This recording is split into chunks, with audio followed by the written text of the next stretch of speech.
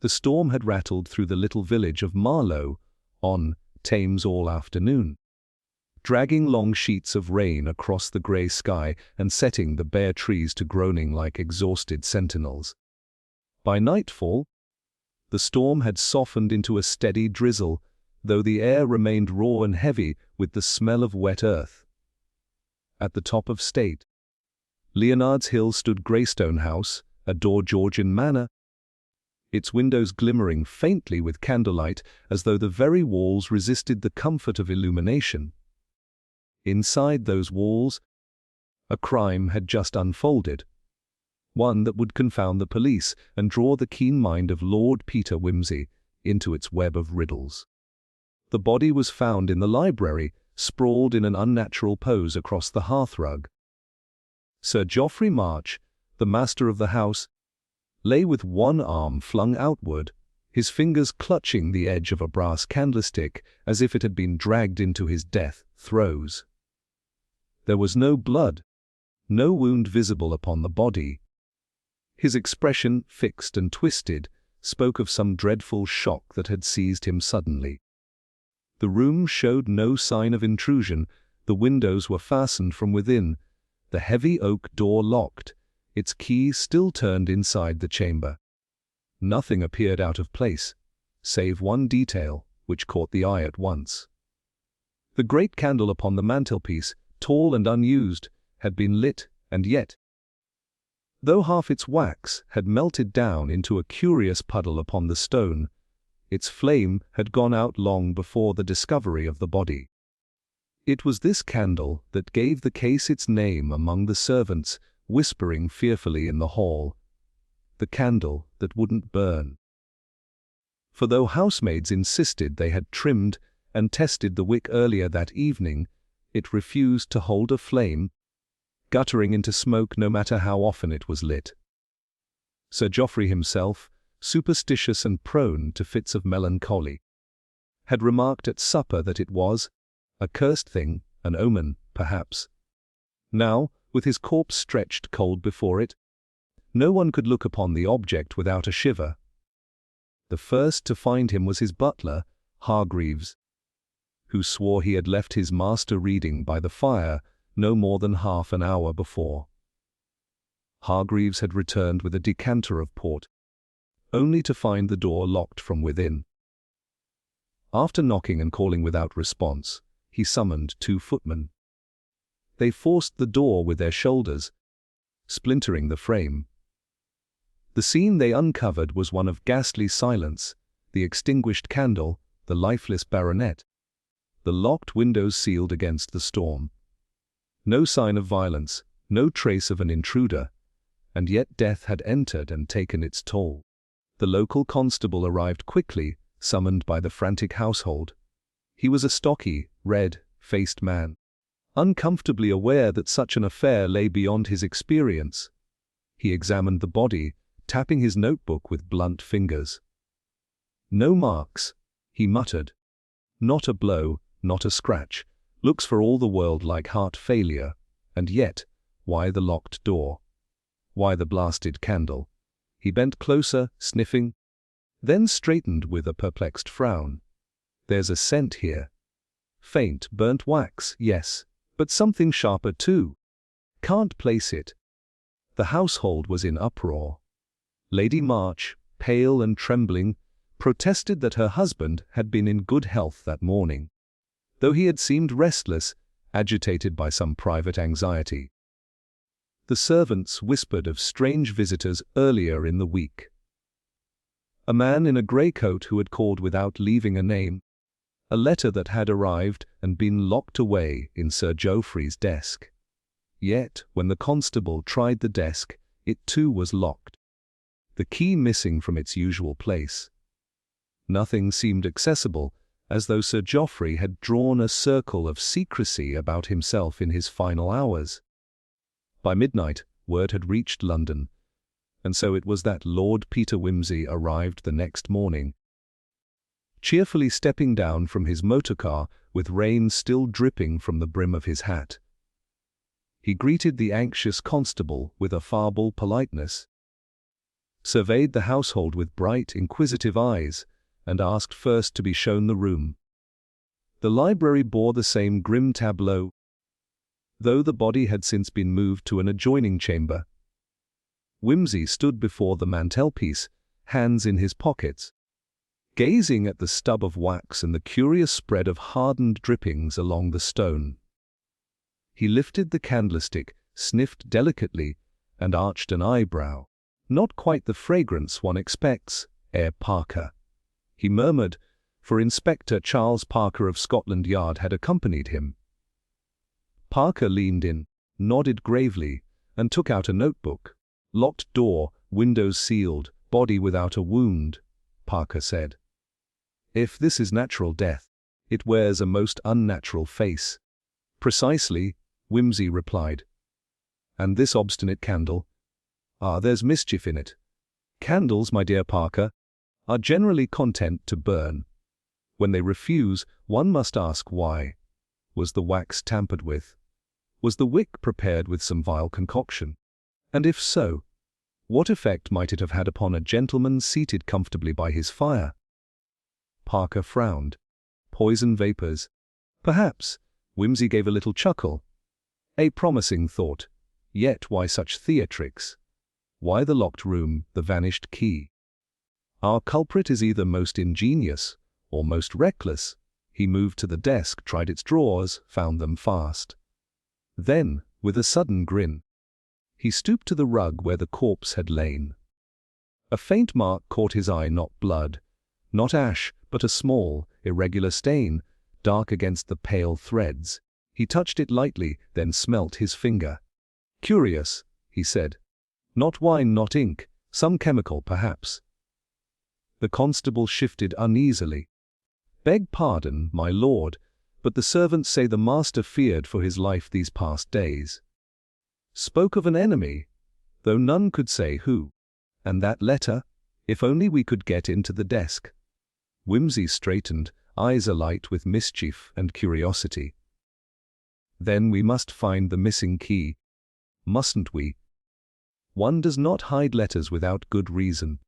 He turned back to the mantelpiece, where the candle stub gleamed dully in the grey morning light. He tapped it gently with a fingertip. "Here lies the heart of the puzzle, Parker. A candle that wouldn't burn, and a man who wouldn't live." And so began the investigation, with every corridor of Greystone House whispering of secrets, every servant shrinking from questions, and the rain still drumming at the windows as though to drown out the truth. The crime seemed at once impossibly simple, a locked room, a dead man, and unbearably complex with its taunting clue in plain sight. Somewhere among the wax, the vanished letter and the missing key lay the thread that would unravel it all. But for the moment, even Lord Peter Wimsey had to confess that the crime of the candle that wouldn't burn was one of the most perplexing he had ever encountered. Lord Peter Wimsey lingered in the library long after the constable had declared there was nothing further to see. He had an air of leisure about him, as if he had merely wandered in to admire the bindings on Sir Geoffrey's shelves, but Parker recognized the sharpness in his gaze. Every detail of the room was being measured, weighed, tucked away. Wimsey strolled to the window and bent to test the latch. It was firm, its paint slightly blistered from years of damp. He tapped the panes with a fingernail, listening to the hollow rattle. "Original glass," he murmured. "A touch draughty, but no sign of tampering. Our intruder, if we had one, did not come by this route." He turned back to the hearth. The extinguished candle stood mute, the hardened drippings glistening faintly in the dull daylight. Wimsey crouched beside the puddle of wax, studying how it had pooled and spread. "Notice, Parker, the flow, heavier on one side, yet the wick remained centered. The candle was allowed to burn long enough to melt half its girth. That suggests it burned steadily for a time before failing. And yet the servants swear it never held flame for more than a minute." Curious contradiction, eh? Parker crouched beside him. Unless the servants are lying. But why should they? Why indeed? Or perhaps memory plays its little tricks. Whimsy straightened, brushing a speck of soot from his trousers. His gaze wandered to the desk, still locked tight. The brass handle gleamed, freshly polished. He reached out, testing it with a quick twist, then let go with a sigh. The key, Parker, the key.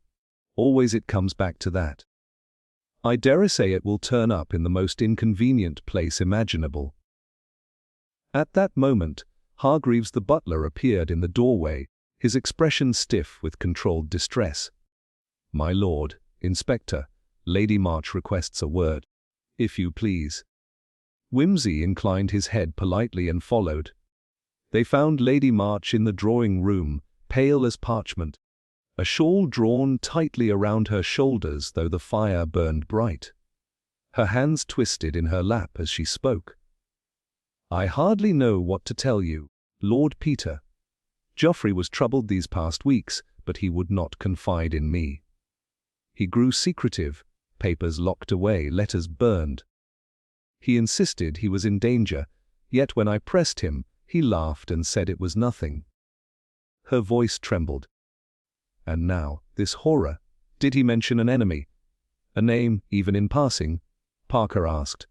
She shook her head. "Only that there was someone he must outwit.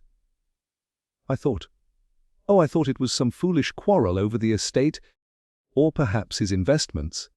Her eyes flickered toward Whimsy, then away again.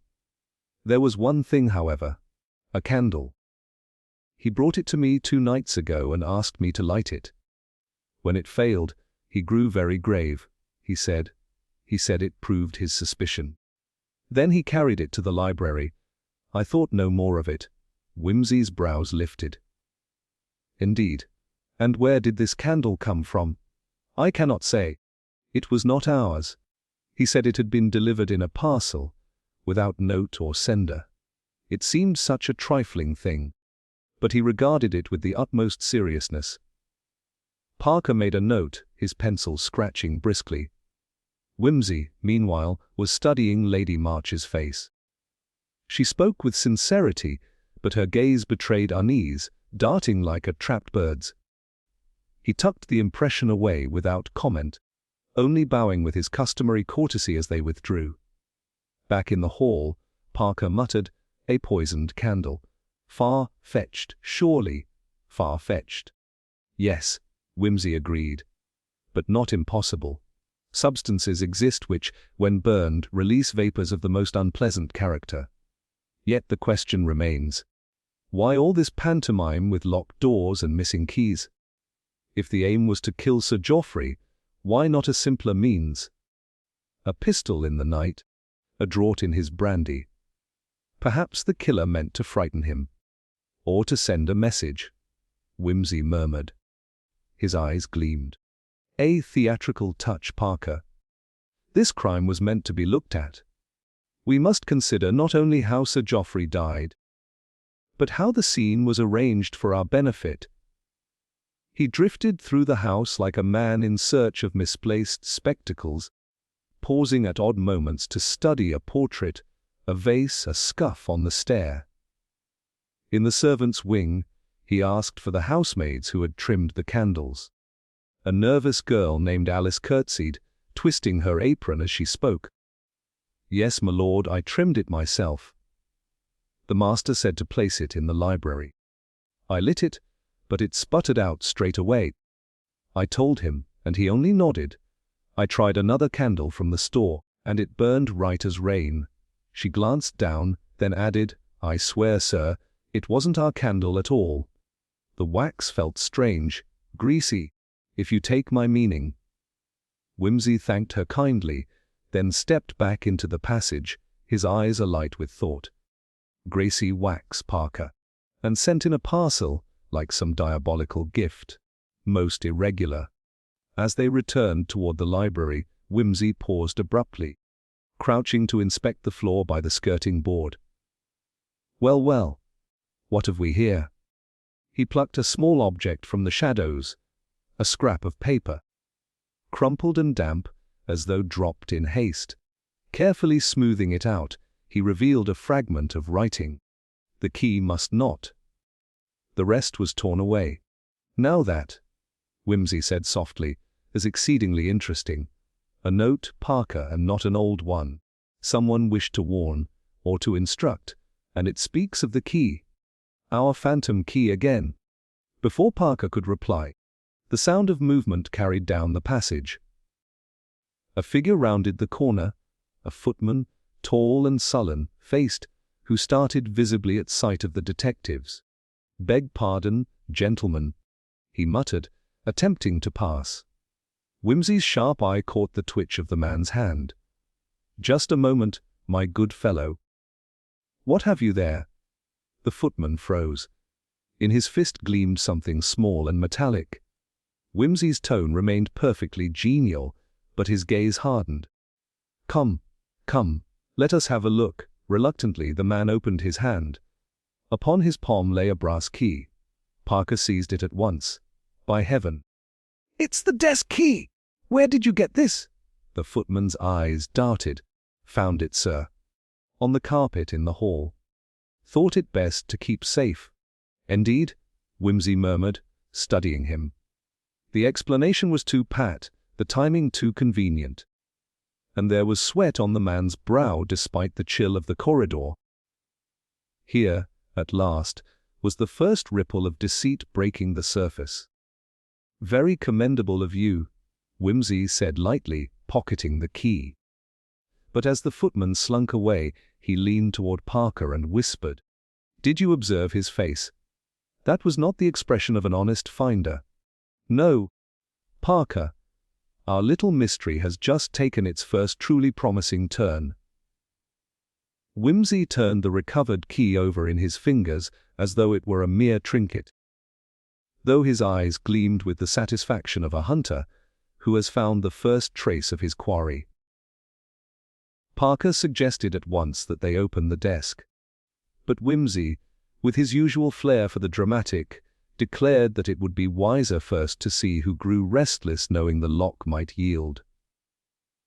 The contents, Parker, are doubtless significant. But equally significant is the anxiety they may provoke in others. Let us dangle the bait a little before we take the hook. Accordingly, they gathered the household in the morning room. The air grew heavy as the servants filed in. Hargreaves dignified but taut, the maids pale and whispering, the cook red-eyed. The footman who had produced the key sullen and tight-lipped.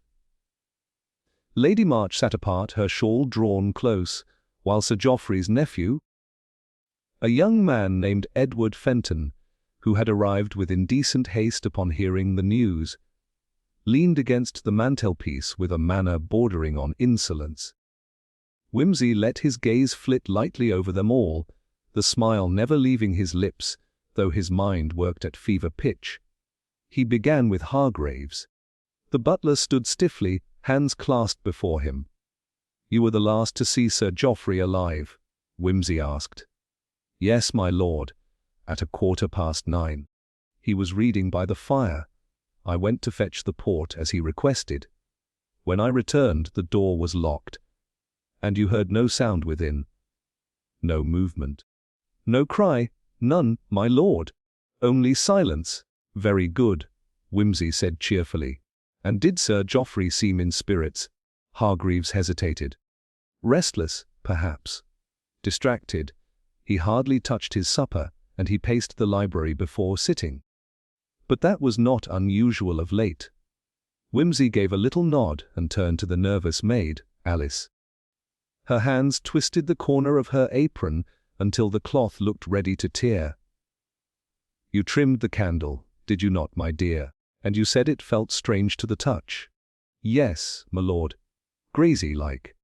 I lit it, but it went out. The master only frowned and said it must stay where it was." "Did anyone else handle it after you?" Alice's eyes darted to the footman, then dropped quickly. I don't know, sir. I left it in the library." Whimsy followed the glance. "Ah, James, is it? our finder of keys. And where were you last night when all this took place? James shifted uneasily, jaw clenched. In the hall, sir. With the others. Heard the crash when they forced the door. Did you? Then you will have heard the servants' shouts before that. And yet none recalls seeing you among them until afterward. Whimsy's voice was mild, but the words landed heavily. James muttered something about fetching coal from the scullery, but his sullen tone betrayed more than it concealed. Whimsy let the matter rest for now and turned instead to Lady March. She met his gaze bravely, though her voice trembled. You must not think ill of Geoffrey. Lord Peter, he had been frightened of late. I believe someone meant him harm. That candle terrified him, though he would not say why. He refused to sleep last night, insisting on sitting in the library alone. I begged him not to, but he would not be moved. Did he say who might threaten him? She shook her head. Only that he must guard against betrayal. The word hung in the air like smoke. Whimsy studied her for a long moment before replying. And did he speak of his nephew, perhaps? Edward Fenton, who had been tapping his cigarette impatiently against the mantel, gave a short laugh. Really, sir, I hope you don't mean to suggest I had any part in this. I'd hardly poison the old man, however tiresome he was. Besides, I was in Oxford all yesterday evening. You may inquire at the club. Whimsy's gaze sharpened. My dear fellow, no one suggested poison. Your imagination runs ahead of us. Edward flushed. Well, that's what everyone's whispering, isn't it? That cursed candle. Some devilish trick. All I can say is, if Uncle Geoffrey chose to lock himself up like a lunatic, I can't be blamed for what befell him. The room stirred uneasily at his callousness. Whimsy tilted his head, watching the young man with interest. And yet you came at once, I hear. Such alacrity bespeaks devotion. Edward shrugged. The estate passes to me, does it not? Naturally, I must be present. There will be affairs to settle. Parker frowned at the bluntness of the admission, but Whimsy merely smiled faintly, as though it amused him to see a mask slip so willingly. He shifted his attention to the cook, who had been dabbing her eyes. You prepared supper last night. Nothing unusual about the dishes. No, my lord. The master ate only a little soup. We all had the same. No one else took harm. Excellent. That spares us a dreary inquest into kitchens. He clapped his hands lightly. Well then, my friends, we have a curious set of tales. A candle that would not burn, a locked room, a missing key that wanders into unlikely hands, and a household full of anxieties. Tell me, has anyone else received strange parcels of late? Unmarked, unexpected. No one answered. Though Whimsy noted the flicker of surprise that passed over Hargraves's face, quickly suppressed. He stored it away with the other little contradictions that formed the case. When the gathering dispersed, Whimsy and Parker remained behind. Parker muttered, "The footman is hiding something, no doubt." But Fenton, his eagerness for the inheritance is plain enough motive. Yes. But motives are never so obliging, Whimsy replied. He strolled to the window, hands in pockets. Our friend James may have held back information, or perhaps the key itself, for reasons we have yet to uncover.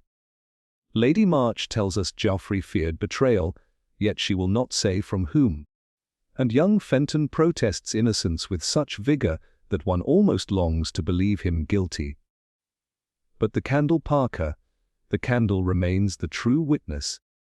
Its testimony we must interpret. Parker sighed. You think the candle was more than a symbol, then? Most assuredly. Its wax was tampered with. Our maid confirmed as much. It was sent as a weapon, and yet, curiously, Sir Geoffrey chose to face it alone, as though testing a challenge rather than fleeing from it. Whimsy paused, his eyes narrowing. a challenge, or a warning.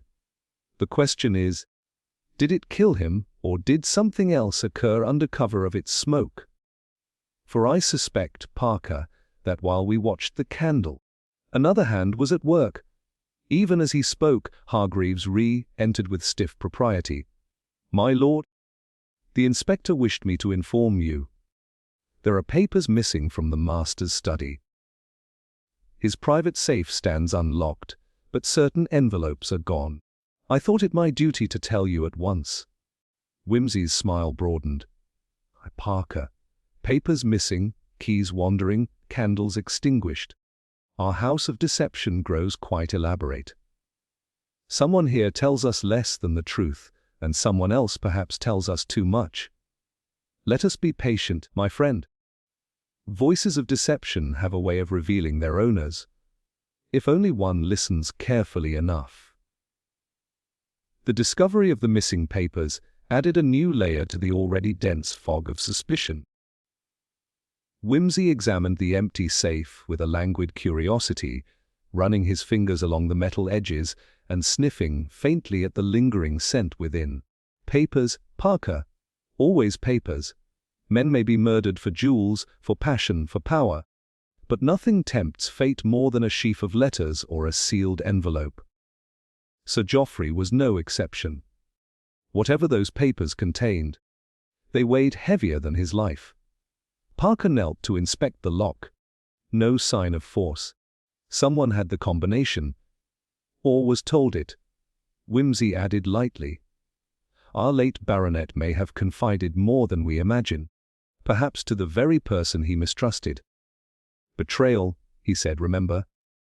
Betrayal requires a confidant. They left the study and withdrew again to the library. The hearth now cold and unwelcoming. Parker spread his notes across the table while Wimsey stood gazing up at the portrait of some grim ancestor. Let us consider motives, Parker. Young Fenton is simplest. An impatient hare fond of clubs and creditors, eager to see his inheritance ripen. He gains most directly from Sir Geoffrey's death. But would he contrive so theatrical a contraption as a poisoned candle? That smacks of ingenuity he does not possess. True, Parker admitted, but he might not have acted alone. Suppose he persuaded one of the servants, our shifty footman for instance. Possible, Wimsey agreed. But then consider James's conduct. He hid the key, certainly, yet offered no explanation beyond a clumsy lie. If he conspired in murder, why not dispose of the key altogether? Why present it at all? His deceit is too partial to be criminal. It suggests knowledge he fears to disclose, rather than guilt he seeks to conceal. And Lady March? Parker asked, tapping his pencil. She has her own interests. If her husband had uncovered some scandal of hers, she might act to silence him.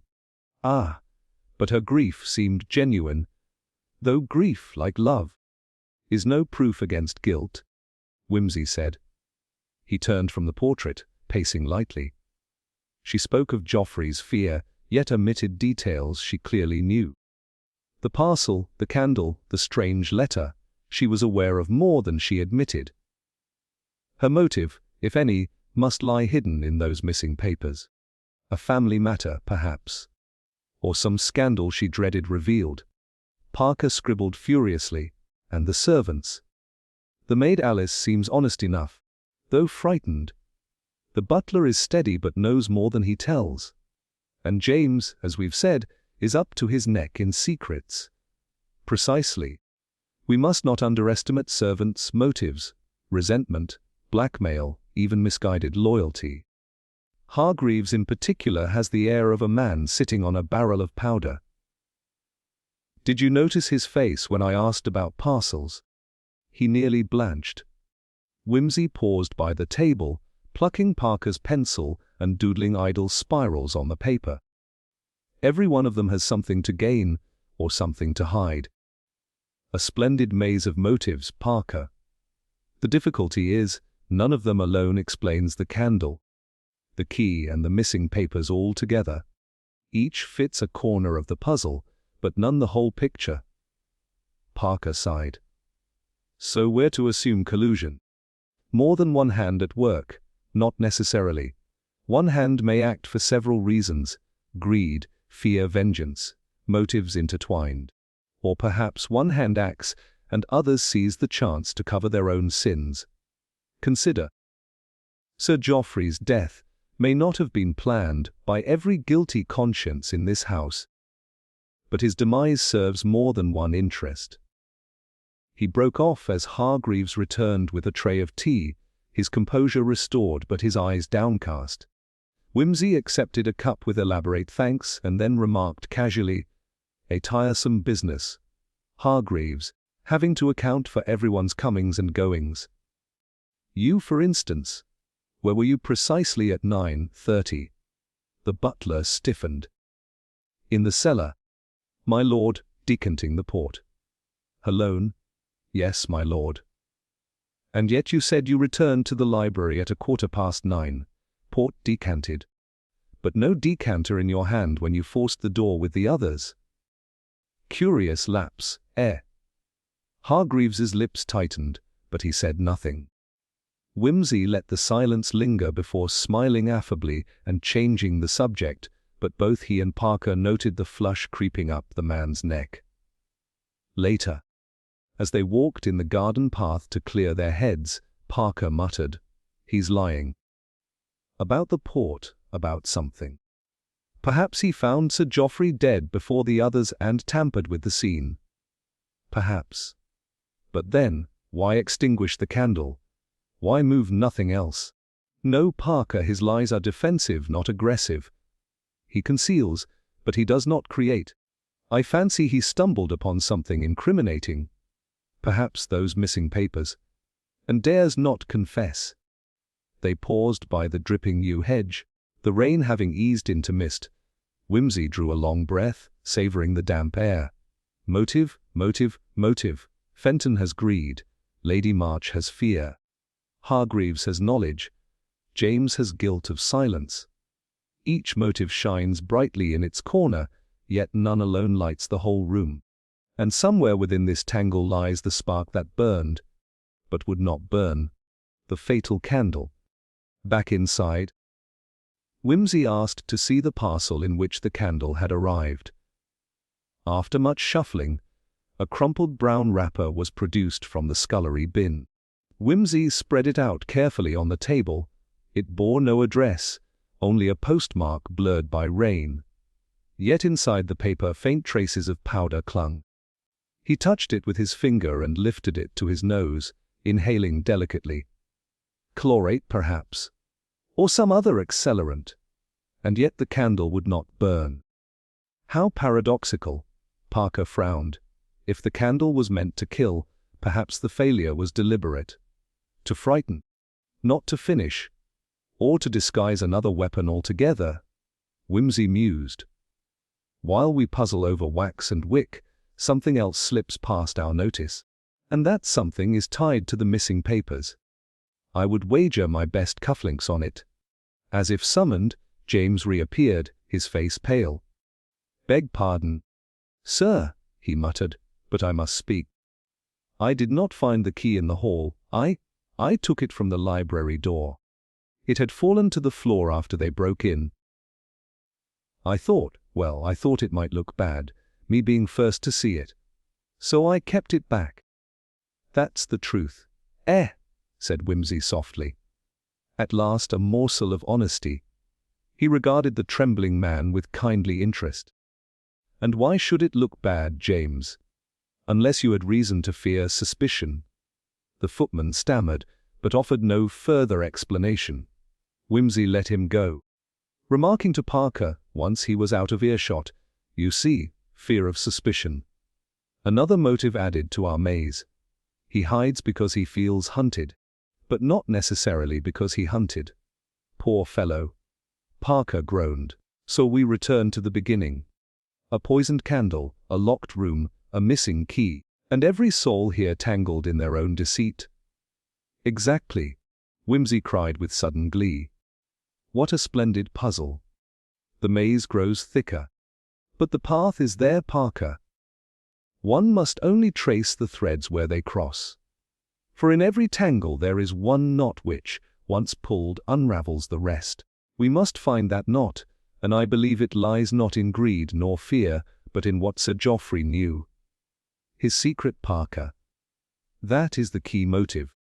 And until we discover it, we walk blind through the maze.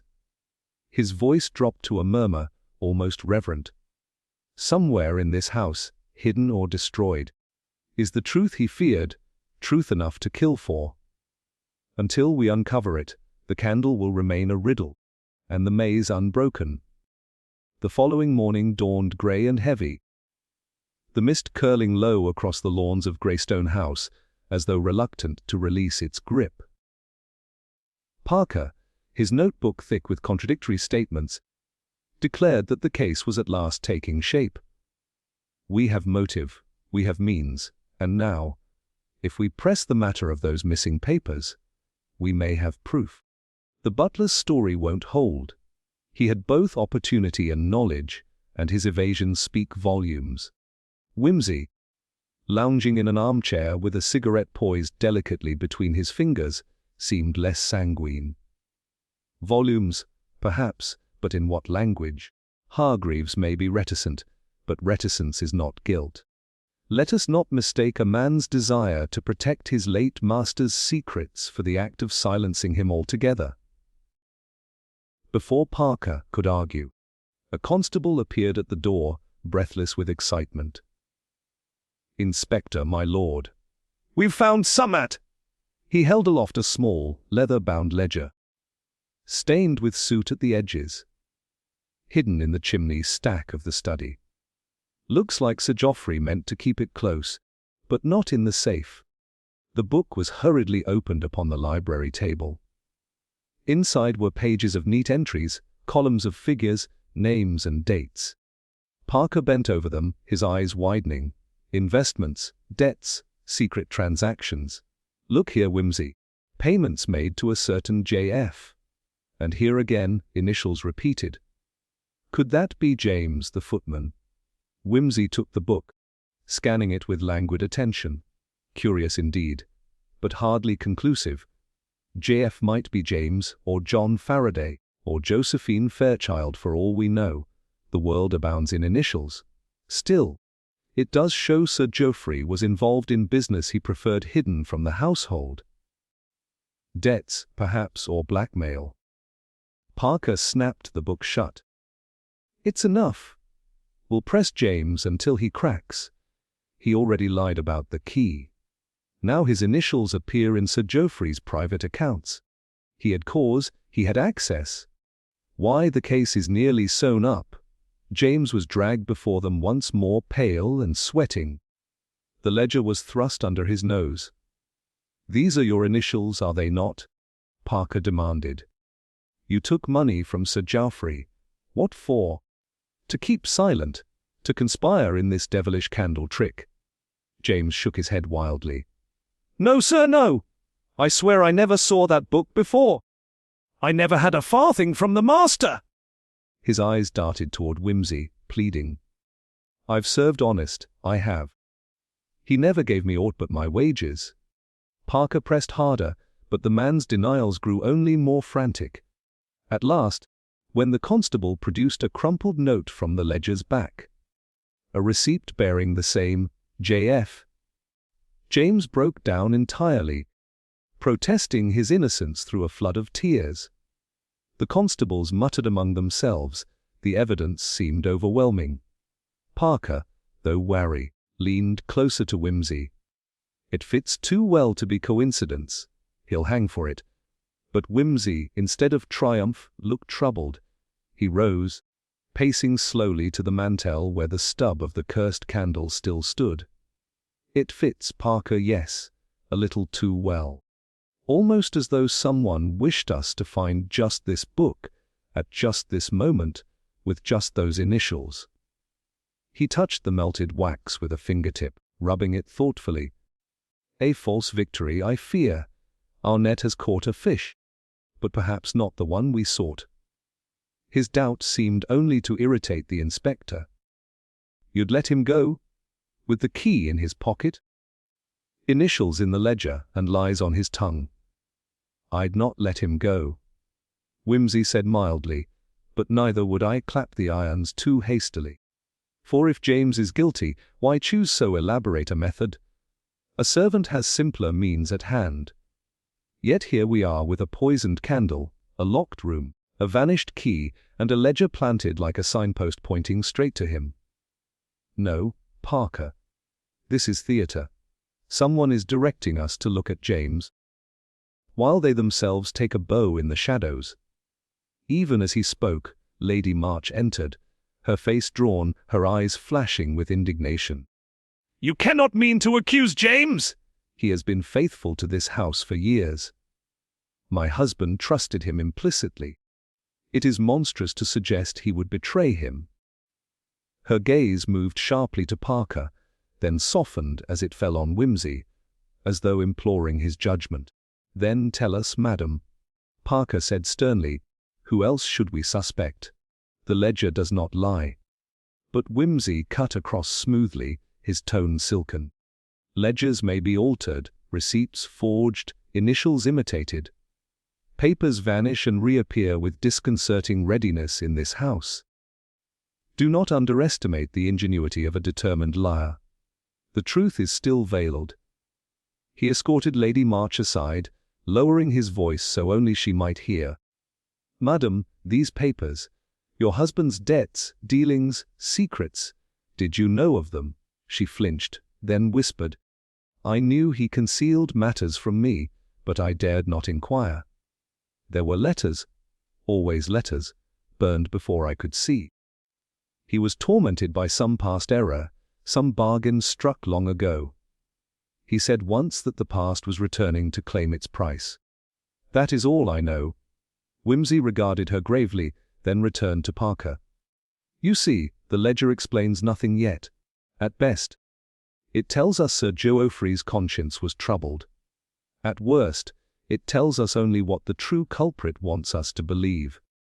Nevertheless," Parker ordered James confined in the local gaol, declaring the case nearly solved. The household buzzed with relief, servants whispering that justice was close, the air of dread lifting. But Whimsy, ever the contrarian, seemed only more pensive. That evening, he wandered alone through the corridors, pausing at the study, the library, the very door where Sir Geoffrey had drawn his last breath. His footsteps echoed softly as he muttered to himself. A candle that would not burn. A locked door. A missing key that reappears in guilty hands. And now a ledger leaping conveniently from a chimney. All too pat, too neat. Real crime, Parker, is rarely so obliging. Somewhere behind this tapestry lies the hand that weaves it. Until that hand is caught, I'll not rest easy. The rain had ceased, leaving the night unnervingly still. From the servants' wing came muffled voices, a ripple of unease spreading despite the constable's confidence. And Whimsy, with his cigarette burning low, felt the truth like a shadow pressing closer. The case was not solved. It was only beginning, and the real criminal, whoever they were, still moved freely through Greystone House, smiling at the false victory and waiting, patient as a hunter, for the right moment to strike again. The house settled into uneasy quiet after James's arrest. Yet beneath the calm there lingered a tension that seemed to press against the walls like the gathering of a storm. Servants moved about with hushed voices, casting furtive glances, while Lady March confined herself to her rooms, refusing supper and sending only clipped instructions through her maid. Parker took satisfaction in the appearance of progress, but Whimsy's unease grew sharper by the hour. The whole affair smelt too much of stagecraft, of someone's careful hand arranging each piece of evidence where it must be found. That night, alone in the library with only the dying fire for company, Whimsy returned to the ledger. He traced the initials with his long fingers, letting his mind wander. Too neat, too convenient, always the same refrain. He thumbed through the suit, darkened margins, when a faint irregularity caught his eye. Several pages bore a crease unlike the rest, as though folded and pressed into place after the book's binding. On one such page, half erased but visible under the firelight, was a name almost lost to smudge Fairchild. Not that J.F. Parker had so eagerly assumed, but a fuller word, blurred where someone's fingers had deliberately rubbed at it. The name stirred an echo in Whimsy's memory. Fairchild. Where had he heard it? He closed his eyes, sifting through the catalogue of cases and whispers of the past, until it came. A case years old, buried in the files at Scotland Yard. A swindle involving fraudulent mining shares, broken fortunes, and a man ruined beyond recovery. The name of the ruined man was Geoffrey March. The swindler who vanished abroad afterward bore the name Fairchild. The coincidence was too pointed to ignore. Whimsy rose swiftly, leaving the library, and sought Parker, who was reviewing notes in the constable's quarters. "Parker, have you a file on the Fairchild affair of '09? I believe it was shelved under financial crimes." Parker frowned, caught off guard. "Fairchild? That's a name I've not heard in years. You don't mean to tell me it has bearing on this business?" "I do, old man. Sir Geoffrey's past may be returning in a more sinister form than his lady suspected. If he was ruined by Fairchild, and if there is still a Fairchild in our company, then this murder is less about debts of the present and more about vengeance long deferred." The inspector rubbed his jaw, considering. But Fairchild vanished. The Yard assumed he fled the country. No trace since. "You think he, or his kin, could be here at Greystone House?" "I think it not only possible, but likely," Whimsy replied, his eyes gleaming with that curious mixture of excitement and dread that murder mysteries always brought him. "The name half buried in this ledger is no accident. Someone wanted us to think only of initials. Someone who knows the old story, but hoped we would not." Parker, unsettled but not yet convinced, sent for records at once, and by the following afternoon, word came back.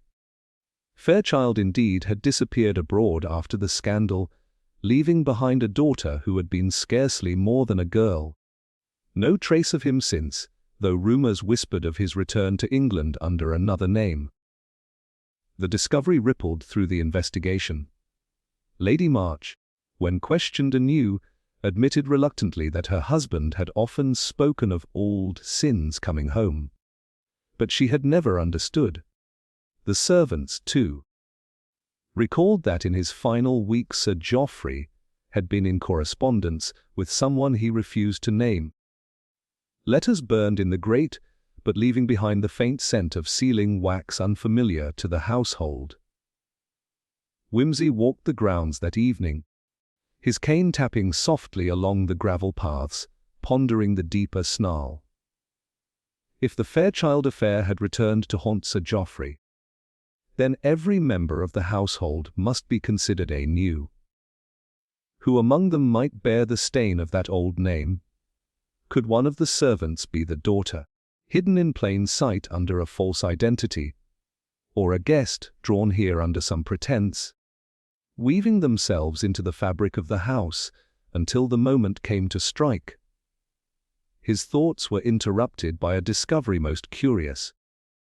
Passing by the gardener's shed, he noticed a scrap of burnt parchment caught against the damp stones. A remnant of a letter, edges sing but words legible enough to raise his brow. It bore the line, "The debt will not be forgotten. Your time is short." The hand was angular, firm, written with the bitterness of long-nursed hatred. When he showed the scrap to Parker, the inspector swore under his breath. This changes everything. If Sir Geoffrey was threatened, then the motive is revenge clear as day. But why hide it from us? Why plant the ledger? Why frame James? Because, Whimsy answered softly, the hand that strikes from the past does so with cunning, They know we will grasp at easy answers. While we squabble over a servant's guilt, the true avenger moves unseen, perhaps watching even now. The revelation casts suspicion in unexpected directions. Lady March grew pale, whispering that she had once known a family by that name in her youth, though she had not spoken of it for fear of reigniting her husband's pain. Among the staff, Mrs. Danvers, the housekeeper, stiffened strangely when the name was mentioned, her composure cracking for the briefest instant before she smoothed it away. And in the village, the records of tenancy showed that a Mr. Felix Carr, who had rented a small cottage nearby 2 months prior, had signed his name with a curiously similar hand to the Fairchild of old. It was enough to deepen the mystery into darker waters. The crime was no longer about a poisoned candle or a missing key alone. Those were but instruments, props in a play whose script had been written long before. The roots reached back to betrayal, ruin, and vengeance cultivated across decades. That night, Whimsy sat again before the guttering fire, staring into the flames as though they might speak. The house seemed to breathe around him, shadows lengthening across the panelled walls, whispers drifting from corridors where no one walked. The past was alive within Greystone House, its long shadow stretching to smother the present.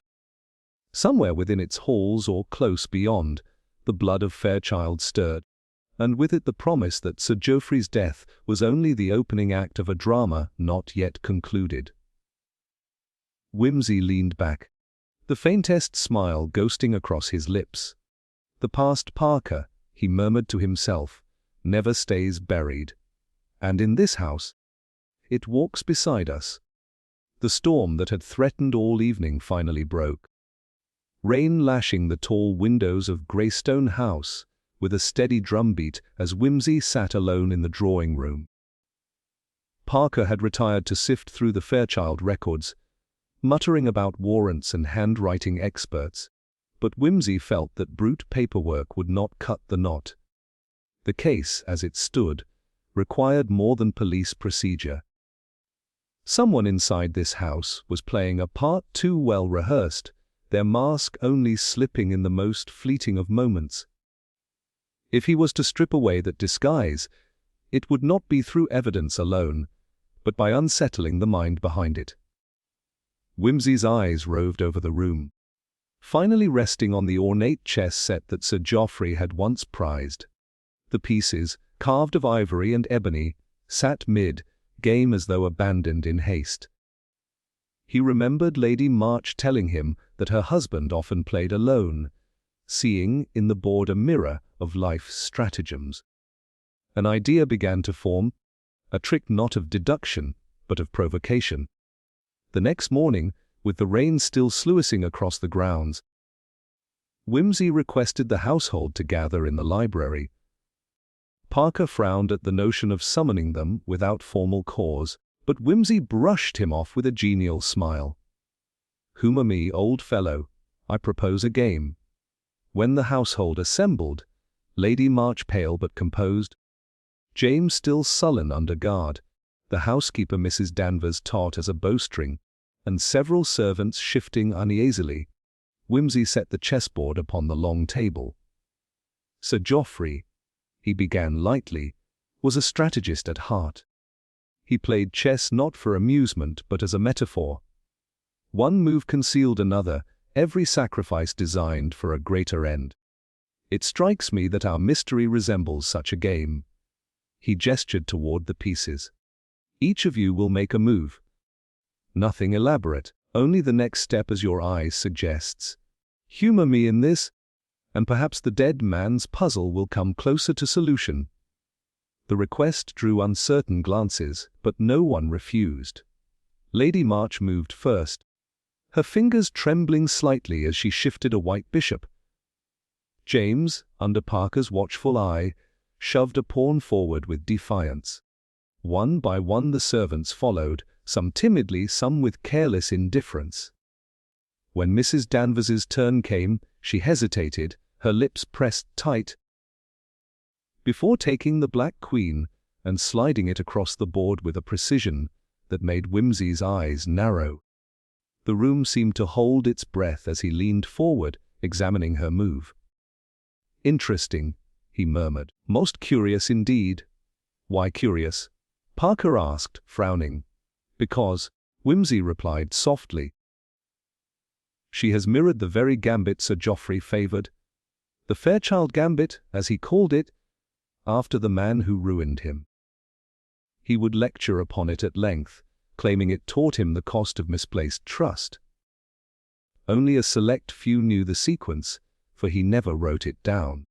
And yet Mrs. Danvers plays it unerringly." A ripple passed through the room. Mrs. Danvers stiffened, her face paling before she forced a cold smile. "Perhaps I saw him play it once or twice. A housekeeper notices many things."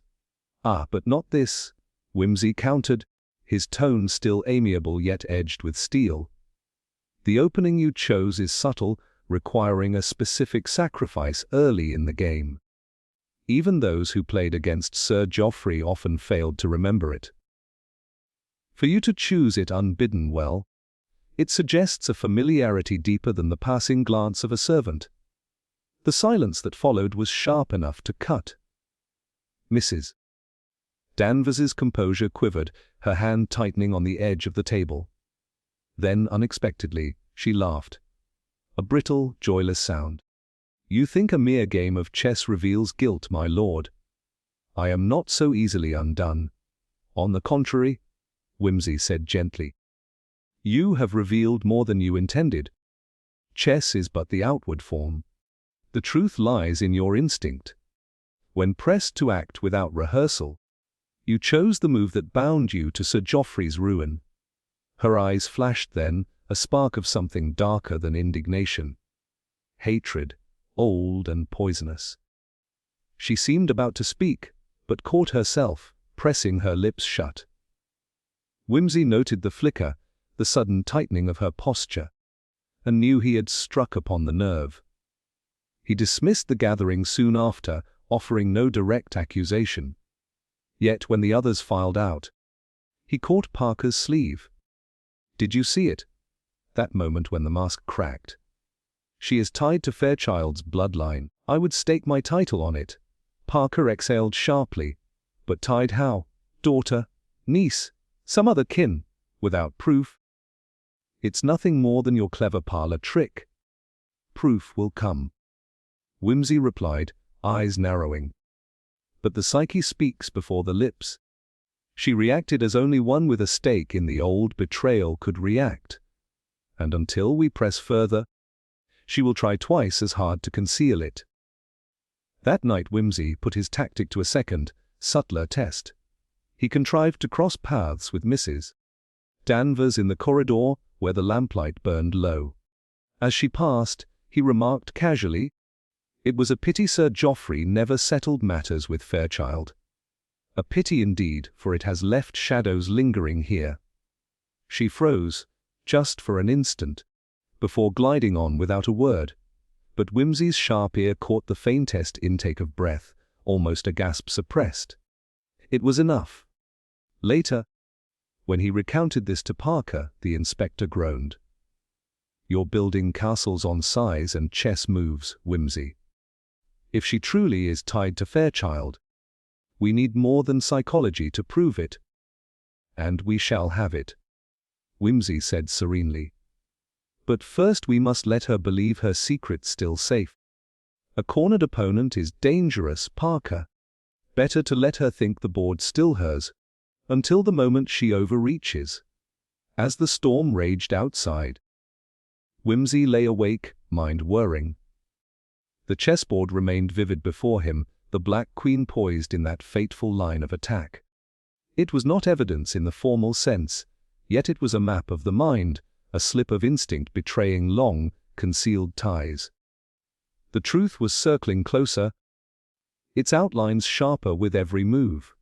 Somewhere in the house, Mrs. Danvers, or the blood she carried, was plotting the next strike, and Whimsy resolved he would be ready when it came. The following morning dawned with a pale, washed-out light, the storm having spent itself in the night, leaving the air damp and heavy with the scent of sodden earth. Whimsy awoke earlier than usual, unsettled by a sense that the game was about to shift again. He had needled Mrs. Danvers and caught the glimmer of truth behind her facade, but instinct warned him that she would not remain still beneath suspicion. People who lived their lives behind masks did not quietly allow them to be stripped away. Parker arrived from the station with a stack of papers under his arm, his expression grim. "We had Fairchild's records sent up," he said. "Not much left of them. Most were ruined when the old offices caught fire some years ago. But we did manage to salvage a will, a few personal correspondences, and a set of ledgers. And Whimsy, you'll be interested in this. There was mention of a child, though not in the official registries, born out of wedlock, hidden from polite society. The name was never stated, but it's there in black and white." Whimsy's eyes gleamed. "That will do. That will do very nicely. It ties her to the man she pretends never to have known." They laid the papers out upon the long library table, handling the brittle pages with care. The ink was faint, but legible enough to suggest the shadow of a connection. Letters that hinted at shame, at someone concealed for propriety's sake. "If we can match her name, or even her maiden ties, to this lost child," Parker said, "we'll have the motive nailed down." But even as he spoke, Whimsy's gaze flicked to the door. A subtle unease pricked at him.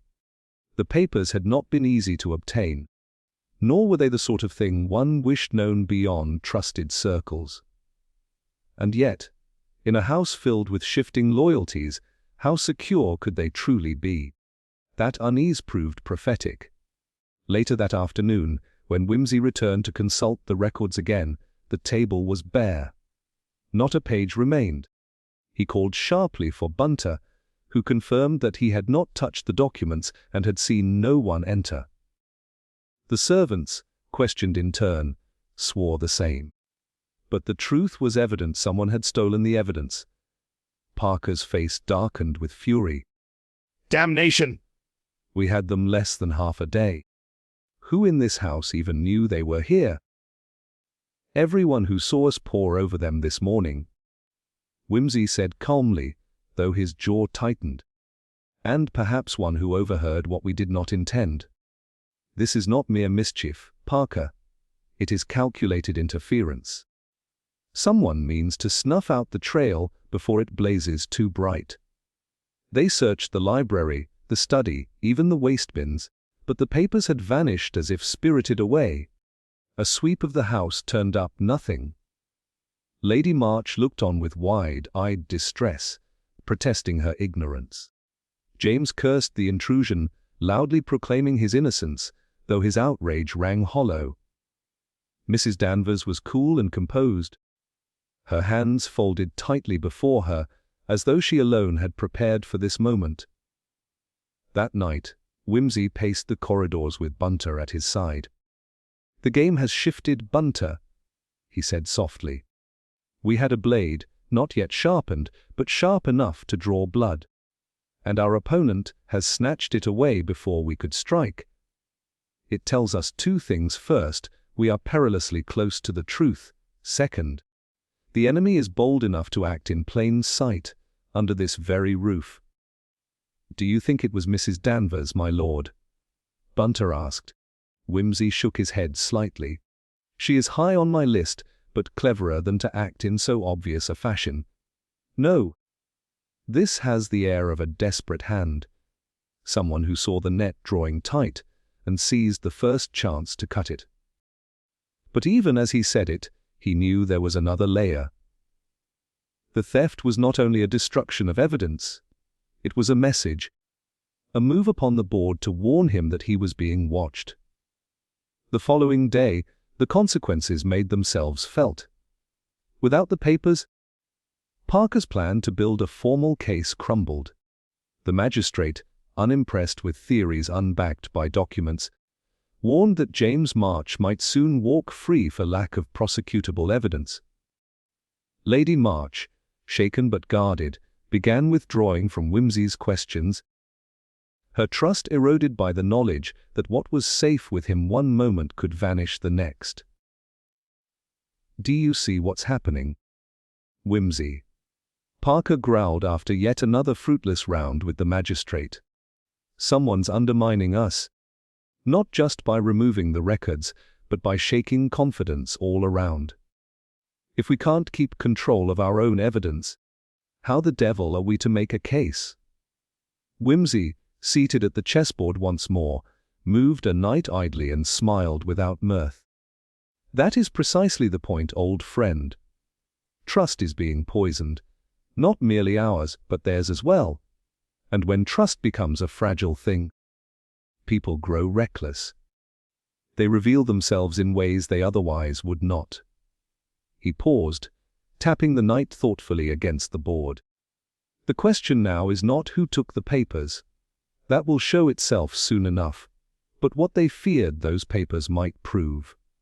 Until then, Parker, we must proceed as though the evidence were never lost. The thief must not think he has gained a victory. If he believes us crippled, he may dare another strike, and that is when we shall be ready." That night, Wimsey ordered Bunter to keep watch near the library, while he himself drifted through the halls, an apparition in evening dress with cigarette in hand, listening for the faintest stir behind closed doors. Twice he glimpsed movement, the shadow of James prowling like a caged animal, and once the unmistakable silhouette of Mrs. Danvers slipping swiftly from one passage to another. Neither could be confronted without proof. Yet both seemed drawn by the same invisible thread, their paths converging on a secret they could not afford revealed. And when Wimsey finally retired, close to dawn, he could not shake the conviction that the papers had not been destroyed at all, but hidden. Hidden close, within the house itself, by someone who feared both discovery and absence. A perilous game indeed, for sooner or later, the vanishing evidence would resurface, whether in the hands of justice, or as a weapon wielded by the true murderer. The days that followed the disappearance of the records were marked by a brittle tension, like the hush before a second storm. The household moved through its routines with outward composure, yet each member seemed to carry an undercurrent of suspicion. Eyes lingered too long. Words were measured, silences heavy. Wimsey watched it all with that outwardly languid manner that so often masked his keenest attention. The vanishing of the papers had not broken his pursuit, it had sharpened it. But even he could not have anticipated how swiftly the game would darken. It began late one night, when the corridors of the March estate lay hushed in candlelight. Wimsey had stationed Bunter near the servants' stairwell and taken up his own post near the east wing, where James's chambers lay. The plan had been simple. To keep watch, to see if the thief of the records betrayed himself by some ill-considered midnight movement. But what the silence yielded instead was a sound more chilling, the muffled cry of a woman, abruptly choked off, followed by the unmistakable crash of glass. Wimsey was moving before thought caught up with him, his long strides carrying him down the corridor. The door to Lady March's chamber stood ajar, and inside the room was chaos. A lamp toppled, its oil spilling across the carpet, a chair overturned, and Lady March herself half collapsed against the bedpost, clutching her throat with trembling fingers. Her eyes, wide with terror, flicked past Wimsey to the open window where the curtains flapped wildly in the night air. Whoever had been there was gone, vanished into the darkness outside. "Steady, madam," Wimsey murmured, moving swiftly to her side. "You are hurt." She shook her head, breathless, her voice hoarse. "No, only, he tried to. He meant to strangle me." Parker, roused by the commotion, arrived moments later with 2 constables in tow. They lit the room, questioned the servants, but all accounts were the same. No one had seen the assailant enter. No one had glimpsed him flee. Only Lady March's terror bore witness to the attempt. "It's clear enough," Parker muttered as he examined the trampled carpet near the window. The fellow scaled the trellis, forced his way in, and fled the same way. He might have killed her whimsy.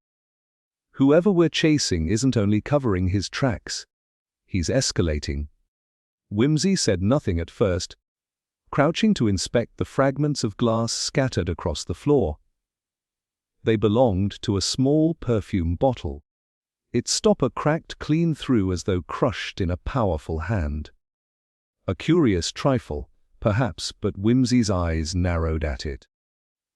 He tucked the shard into his pocket before straightening, his face unreadable. In the hours that followed, the house was thrown into turmoil. Guards were stationed at every entry, windows fastened, locks tested. Lady March remained in her chambers under constant watch, though her shaken state seemed to breed only further divisions.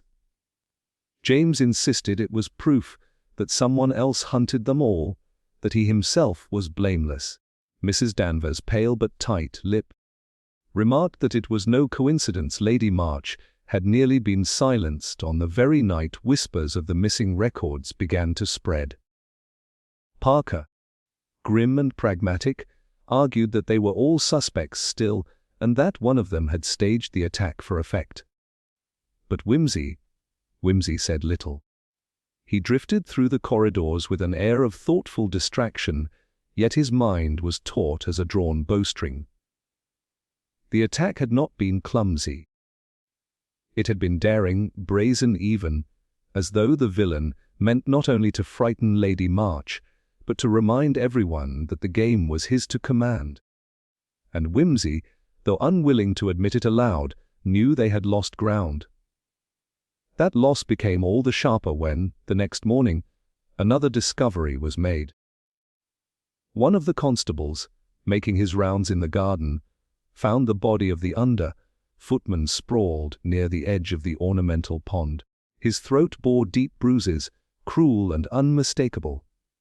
The boy had been strangled, silenced just as Lady March had nearly been. The water lapped gently at his boots, and though there was no sign of a struggle nearby, a single glove lay abandoned in the grass. The household erupted anew. Servants whispered in terrified knots, casting furtive glances at their masters. Lady March wept openly, declaring she had become the target of some dreadful vendetta. James stormed through the hallways, demanding protection, while Parker barked orders to secure the grounds and search for any trace of the killer. "It's a pattern." "Whimsy," Parker said grimly as they stood over the boy's still form.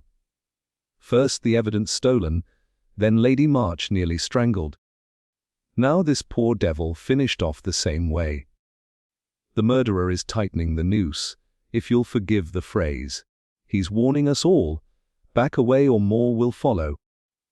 Whimsy gazed at the body, his expression solemn but not despairing. Yes, a warning, but also a mistake. A murderer who strikes twice leaves twice the trace. He believes himself several steps ahead.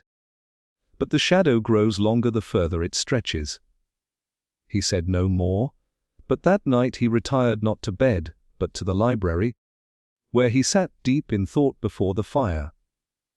The glove found near the pond lay on the table beside him. It was fine leather, not the sort a servant would wear, and faintly scented with something familiar. Whimsy lifted it to his nose, inhaled, and allowed himself the smallest of smiles.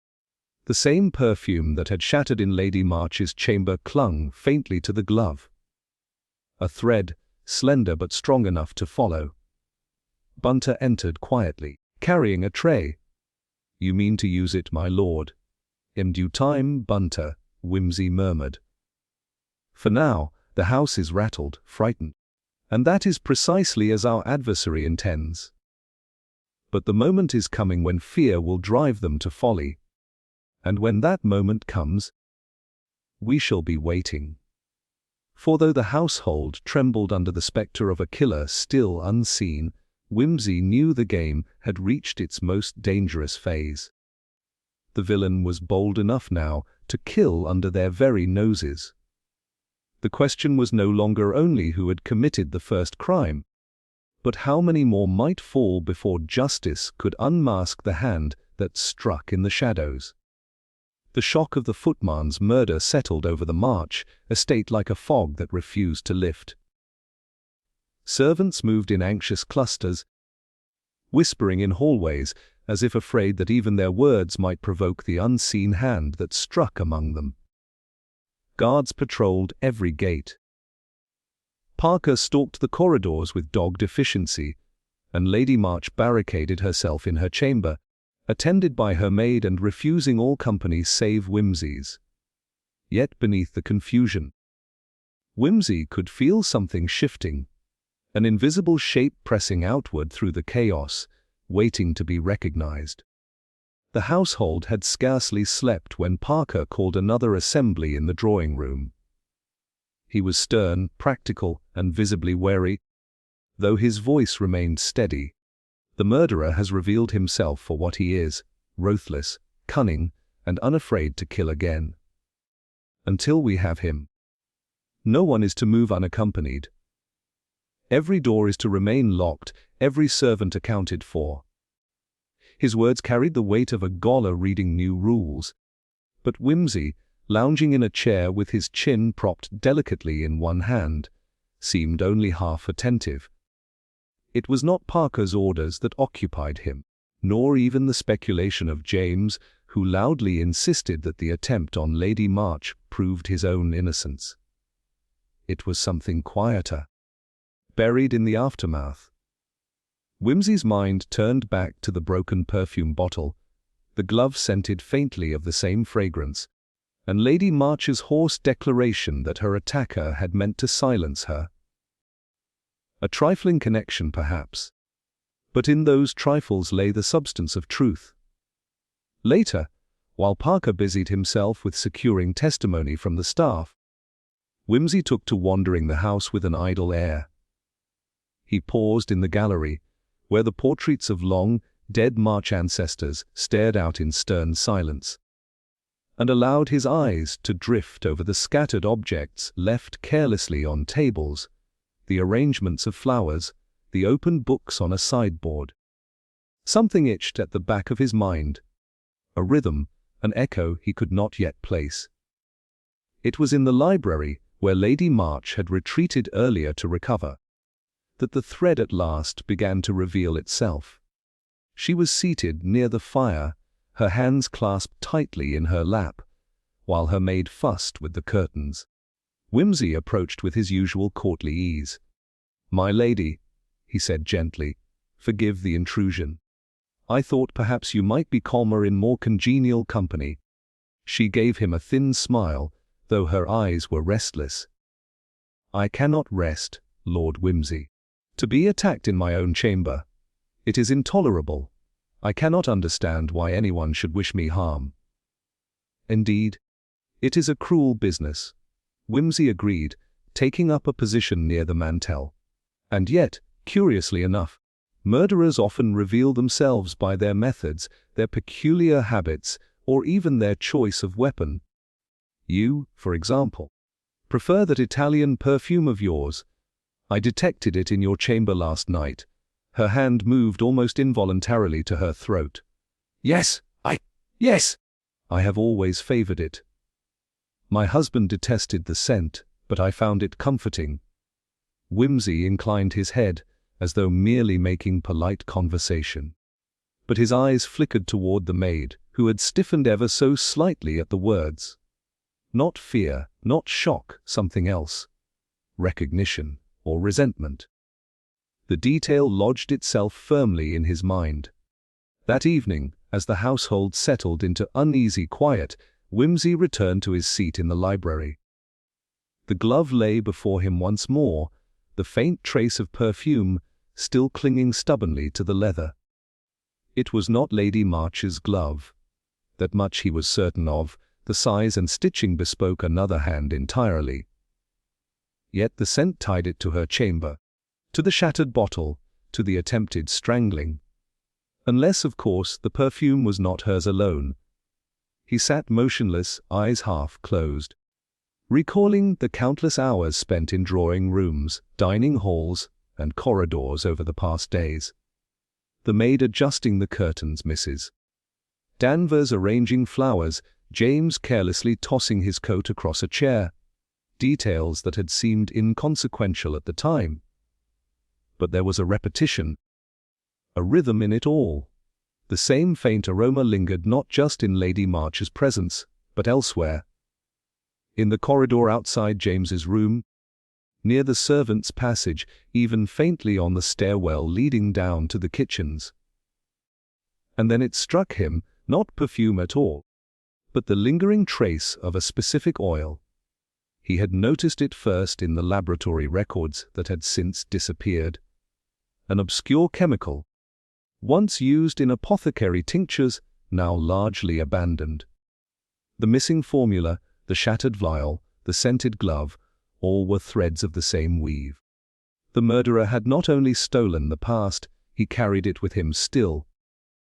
When Parker returned, weary from his interrogations, he found Whimsy staring into the fire with an expression of almost serene satisfaction.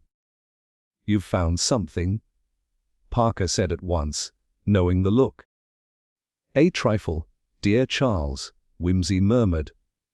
"But you know my opinion of trifles. They so often prove the hinge upon which the door swings. Our friend, whoever he is, cannot rid himself of his own shadow. He betrays himself with every step, every object he touches.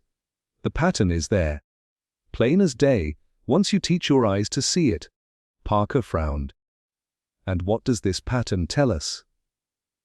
"That the crimes are not merely desperate improvisations," Whimsy replied, rising to his feet.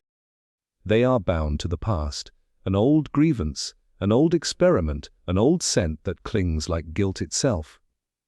The thief, the strangler, the murderer, he has carried the past into every act, unable to break from it. Which means, Charles, that the past is where we must look to find him." He moved toward the door, his long stride purposeful now. For the first time in days, Whimsy's air of languor had vanished, replaced by the sharp gleam of pursuit. The pattern had shown itself, faint but undeniable, and with it came the certainty that the key to the March mystery had been lying in plain sight all along.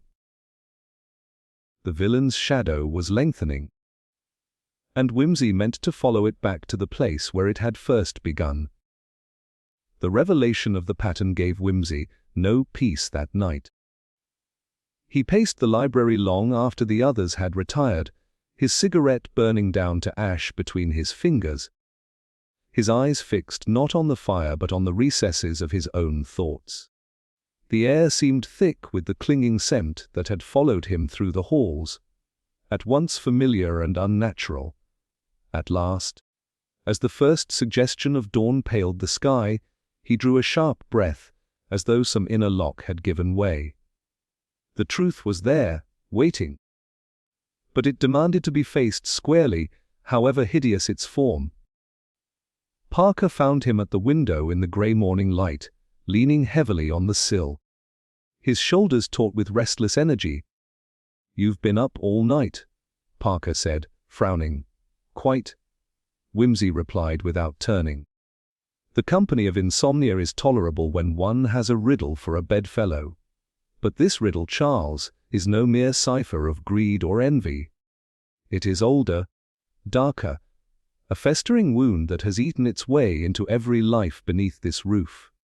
Parker came closer, watching his friend with wary eyes. "You think you know the motive?" Whimsy's mouth curved, not in amusement but in grim recognition. "I think I know the disease. But the patient must be examined before we pronounce the diagnosis." By mid-morning, he had gathered the household once more in the drawing room. The faces assembled were pale and drawn, every man and woman raw from suspicion and sleeplessness. Lady March sat rigid in her chair, her hands clasped like a penitent in prayer. James lounged nearby with exaggerated indifference, though his eyes darted constantly, betraying the strain beneath his pose.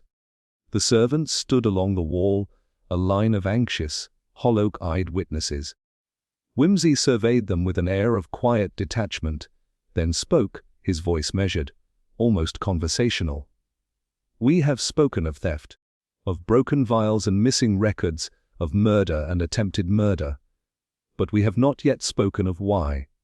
That omission, my friends, is about to be remedied." A ripple of unease moved through the room. Lady March gave a faint cry of protest. "Must we endure more accusations, Lord Wimsey?" "My nerves cannot."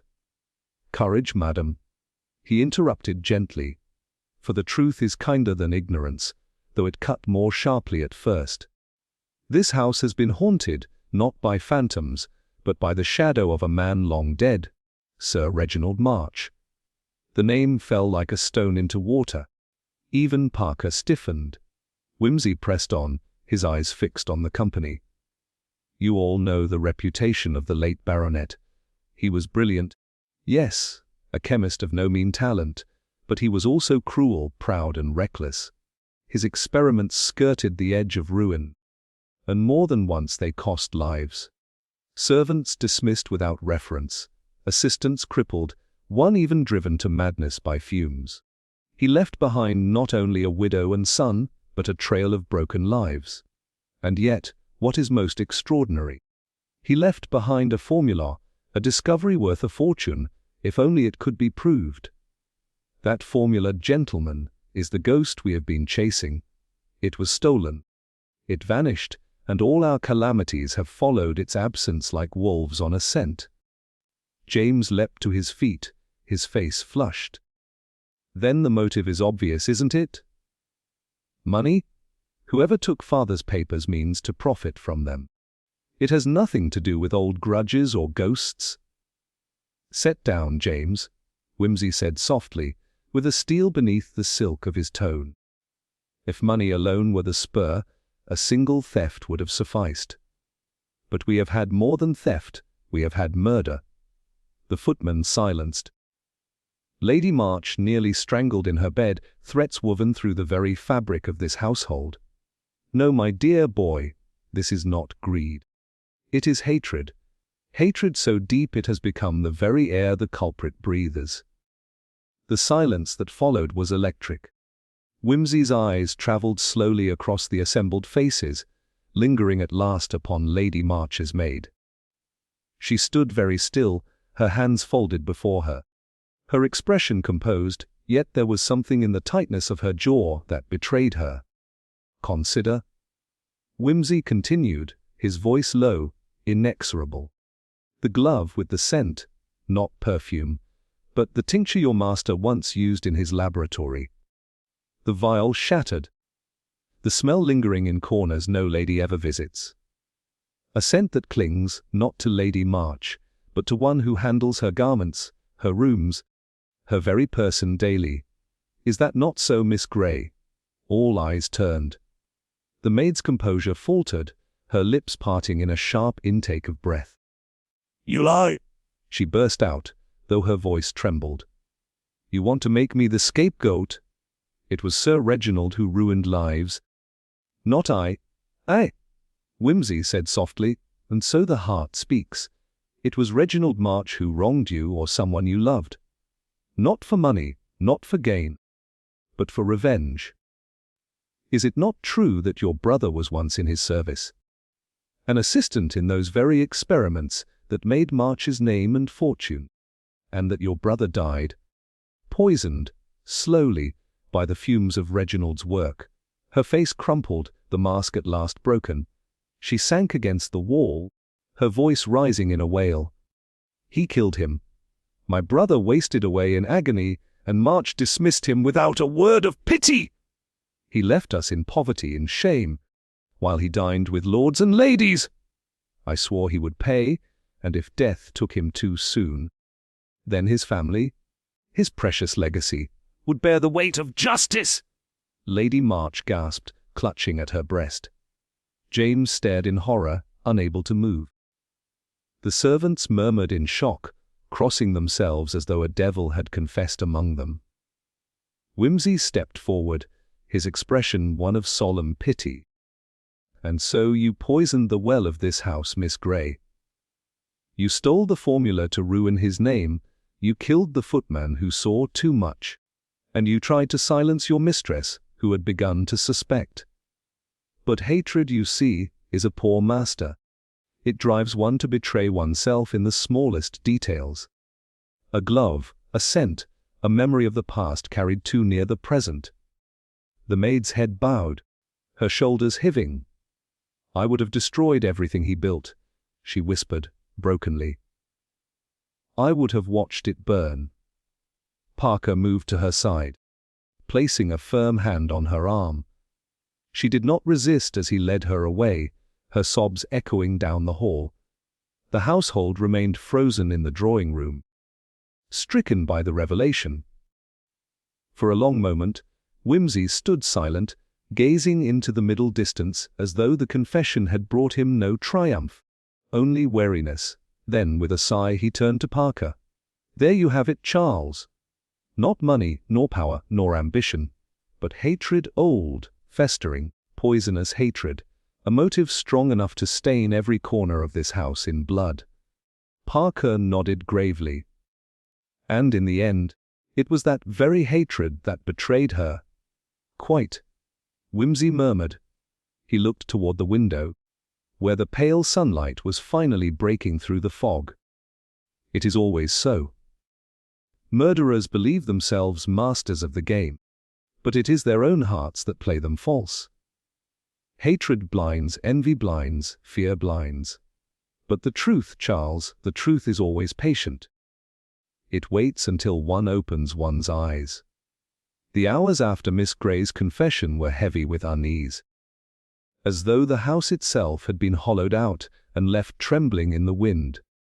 Servants whispered in corners, their eyes darting whenever the name of Sir Reginald March was spoken. Lady March, pale and fragile as porcelain, retreated to her chambers and refused all comfort. James stalked the halls like a restless animal, half in outrage, half in disbelief, muttering to himself about disgrace and legacy. Yet Whimsy, though he had uncovered the motive and exposed the hand behind much of the mischief, was not content. He sat long with Parker in the library that evening, the curtains drawn, the lamps burning low. On the table lay the scattered remnants of the stolen formula. Pages smudged, torn, some recovered from Grey's trunk, others from where she had tried to burn them in the scullery fire. They were fragments, broken bones of a once whole creation. "Something's wrong, Charles," Whimsy said quietly, running a finger along the jagged edge of a half-charred page. Miss Grey was consumed by hatred, yes. She confessed readily enough. And yet, Parker leaned forward. "Yet you don't believe she acted alone?" "Not so much that she didn't act alone," Whimsy murmured, "but that hers was a hand guided, not free. Hatred can blind, but it rarely crafts such elaborate stratagems. Theft, murder, the alteration of evidence, the vanishing records. It all smacks of calculation, of a mind with more interest in the formula's fate than in vengeance itself." Parker frowned. "James." Whimsy gave a mirthless smile. "Young March is careless, extravagant, but not clever enough. No, there is someone else. Someone who has walked among us in silence, drawing threads tighter while others made noise." He tapped the papers. Miss Grey was a blade. But who wielded her? The answer, when it came, was less deduction than inevitability. Whimsy had left the papers spread out in the library deliberately, like bait. And that night, long after the house had fallen silent, he and Parker waited in the shadows, watching. The clock had just struck 2 when the latch stirred. The library door opened with a cautious hand, and into the room stepped James March. His dressing gown hung loose, his face pale, his eyes fever-bright. He moved quickly to the table, his hands shaking as they gathered the fragments of paper. Whimsy said softly from the armchair by the hearth, his voice cutting the silence like a blade. So the heir takes his inheritance at last. James froze, the pages slipping from his grasp. His head snapped toward the voice, and he stammered, I don't know what you mean. I was only Teddying up, Whimsy suggested. He rose, his tall figure casting a long shadow across the floor. No need for pretense, James. You have been tidying up ever since your father died. Miss Grey's hatred was a gift to you, was it not? A convenient weapon to draw blood while your own hands remained clean. She struck from vengeance. But you struck from ambition. James's lips moved soundlessly, then he gave a short, harsh laugh. You think you've uncovered something brilliant, Whimsy, but you've only muddled yourself with theories. Grey confessed. She said it all herself. You've no proof against me. Proof? Whimsy's brows arched. My dear fellow, you have been leaving proof about like crumbs from a loaf. The missing pages in your study drawer, the strange visits to the laboratory at night, the sudden debts paid off with funds no one can trace. And tonight, the Pive de Rare assistance, you could not resist returning to gather what fragments remained. That, James, is proof enough. James's eyes narrowed, his voice dropping into a desperate growl. You've nothing that would stand before a judge. Words, suspicions. That's all, perhaps, Whimsy said mildly, though his eyes glinted. But you see, I wasn't so idle as to keep Parker here for the pleasure of conversation. He brought a stenographer from town earlier this evening. She took down Miss Grey's confession in full. And in that confession she spoke of the letters you wrote her. The promises of help, the urging to act, the suggestion that your father's formula ought never to see the light of day in another's hands. Do you suppose those letters burned with the rest? Alice? No, she kept them. And now they are quite safe. James's face went ashen. He staggered back a step, his hand groping at the edge of the desk. She kept them. Whimsy's gaze was merciless. Hatred may blind, but it seldom discards trophies. She meant to keep them as proof of your alliance, should you betray her, and betray her you did, pushing her further into the fire until at last she was consumed. But the ashes, James, do not lie as easily as you hoped. The silence stretched, broken only by the ticking of the clock. Then James's expression twisted, the mask of breeding and entitlement shattering into something raw, savage. With a sudden cry he lunged toward the drawer, his hand closing around a pistol that had lain concealed within. Stand back, he shouted, his voice cracking with hysteria. I'll not be ruined for this! Do you hear? I'll not be dragged down by my father's sins, or by some meddling amateur with too much time on his hands. Parker drew his revolver in a flash, but Whimsy raised a hand to still him. His eyes never left James, and his voice, when he spoke, was calm, steady, almost gentle. Put it down, James. This is not a duel, nor a game of chance.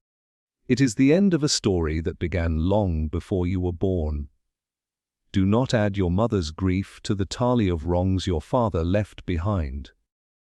For a moment, James's hand trembled. His finger hovered over the trigger, his breath ragged. Then, with a strangled cry of rage and despair, he swung the barrel not toward Whimsy, but toward the papers scattered on the table. He fired once, twice, the pages burst into flame as the lamp caught the sparks. In seconds, fire licked across the desk. Parker leapt forward, striking the pistol from James's hand, but the young man collapsed in sobs as Whimsy smothered the fire with a heavy rug. The acrid smoke filled the air. Choking, clinging, but the essential fragments had already been secured earlier, the bait left for James a carefully chosen decoy. Whimsy straightened, he brushing ash from his hands. He looked down at James, crumpled on the floor, his body heaving with broken sobs. "You see," Whimsy said softly, almost with pity, "the truth cannot be burned, James. Not when it has already been spoken aloud." The room was silent again, save for the faint crackle of dying embers. Parker stood watch, grim and steady, while James lay defeated, his ambition turned to ruin. Whimsy gazed a long moment into the smoke-filled air, then turned toward the window, where the first pale light of dawn was breaking over the grounds. "It is finished," he said quietly, though the weight of it hung heavy in his voice. "The House of March is fallen, not by fate, but by its own poisoned heart." The dawn that broke over March House carried with it a sense of finality. James March, pale and hollow-eyed, had been taken into custody under Parker's watchful eye, his body slumped as though all strength had drained out with his confession. Miss Grey was secured as well, her face a mask of bitter defeat. Servants whispered that the curse of the March family had at last run its course, and there was relief in their tones, as though a storm had passed and left behind only wreckage. Yet Lord Peter Whimsy, standing alone in the smoking remnants of the library, felt no such relief. Something in the pattern still pricked at him, a loose thread that refused to be woven neatly into the whole. He told himself it was nothing more than habit, that he could never be satisfied until every shadow had been probed, but the doubt lingered, whispering insistently that the tapestry was not yet complete. It was not until later that morning, as Parker prepared to escort James to the magistrate, that the first crack appeared. Lady March, wan but composed, requested to see Whimsy privately in her drawing-room. She sat upright on a chaise, hands folded tightly in her lap, her gaze steady though her lips trembled. "My lord," she said, her voice low but clear, "I wish to thank you for bringing the truth to light." And yet, she hesitated, her fingers knotting together until the knuckles turned white. "And yet I fear you may not know all of it." Whimsy inclined his head, watchful. "Truth is seldom a neat package, Lady March. If you have something more to share, now is the time." Her eyes flickered to the door, then back to him. "James is weak. God knows I have seen it for years. But he is not the architect of this ruin. He lacked the will. The debts, the feigned indifference. Yes, all true. But the planning, the ruthless precision, that was not my son. It was someone else. Someone who understood Reginald better than anyone." "And who would that be?" Whimsy asked softly. Her voice dropped to a whisper. "Myself." For a moment, Whimsy simply regarded her, the silence stretching long enough for the faint ticking of the mantel clock to echo like a drumbeat. Then, with a small sigh, he lowered himself into the chair opposite her. "You interest me exceedingly, Lady March." "Pray, explain." The composure she had worn cracked, revealing not hysteria, but a grim calm that seemed even more terrible. Reginald's brilliance was a curse upon this family. All his life he put discovery above duty, chemistry above kin. He spent our fortune in pursuit of experiments that would never see daylight, and when James begged him for help, he scorned him. The formula, his final triumph, was the culmination of a life's obsession, and it would have destroyed what little remained of our legacy. Do you not see? To surrender it meant bankruptcy. To keep it meant enemies, rivals, danger. We were already ruined. "You enlisted Miss Grey," Whimsy said quietly. Lady March's eyes shone, not with madness but with a kind of terrible clarity. "I knew her grief, her hatred. It was easy to feed it. A word here, a suggestion there. She thought herself the avenger, but she was my instrument. James, poor boy, believed himself in control. But he too danced to strings he could not see. All the while, I guided the hand that struck, ensuring suspicion would scatter, never settle. Whimsy's gaze sharpened. And yet when James stood in the library last night, pistol in hand, you allowed him to take the fall. Her lips curved in the faintest smile, brittle and sad. He was willing. He thought it would spare me. He is not his father's brilliance, but at last, he showed a spark of courage. I would not strip him of that. Parker's tread could be heard in the corridor, firm and steady, the sound of duty marching closer. Whimsy leaned forward, his voice dropping to a murmur meant only for her. You do realize, Lady March, that what you confess to me now alters everything. James's guilt may save him from the gallows, but your admission places the burden squarely upon yourself. She inclined her head, her poise unbroken. Then let it. Better me than the boy. Better the widow than the heir. Whimsy regarded her in silence, the weight of her words pressing against his mind. The pattern had shifted again, the pieces rearranging into something darker, more intricate than before. He saw now that the March legacy was not merely poisoned by ambition or hatred, but by sacrifice. The slow, deliberate sacrifice of truth to preserve a name, even in ruin.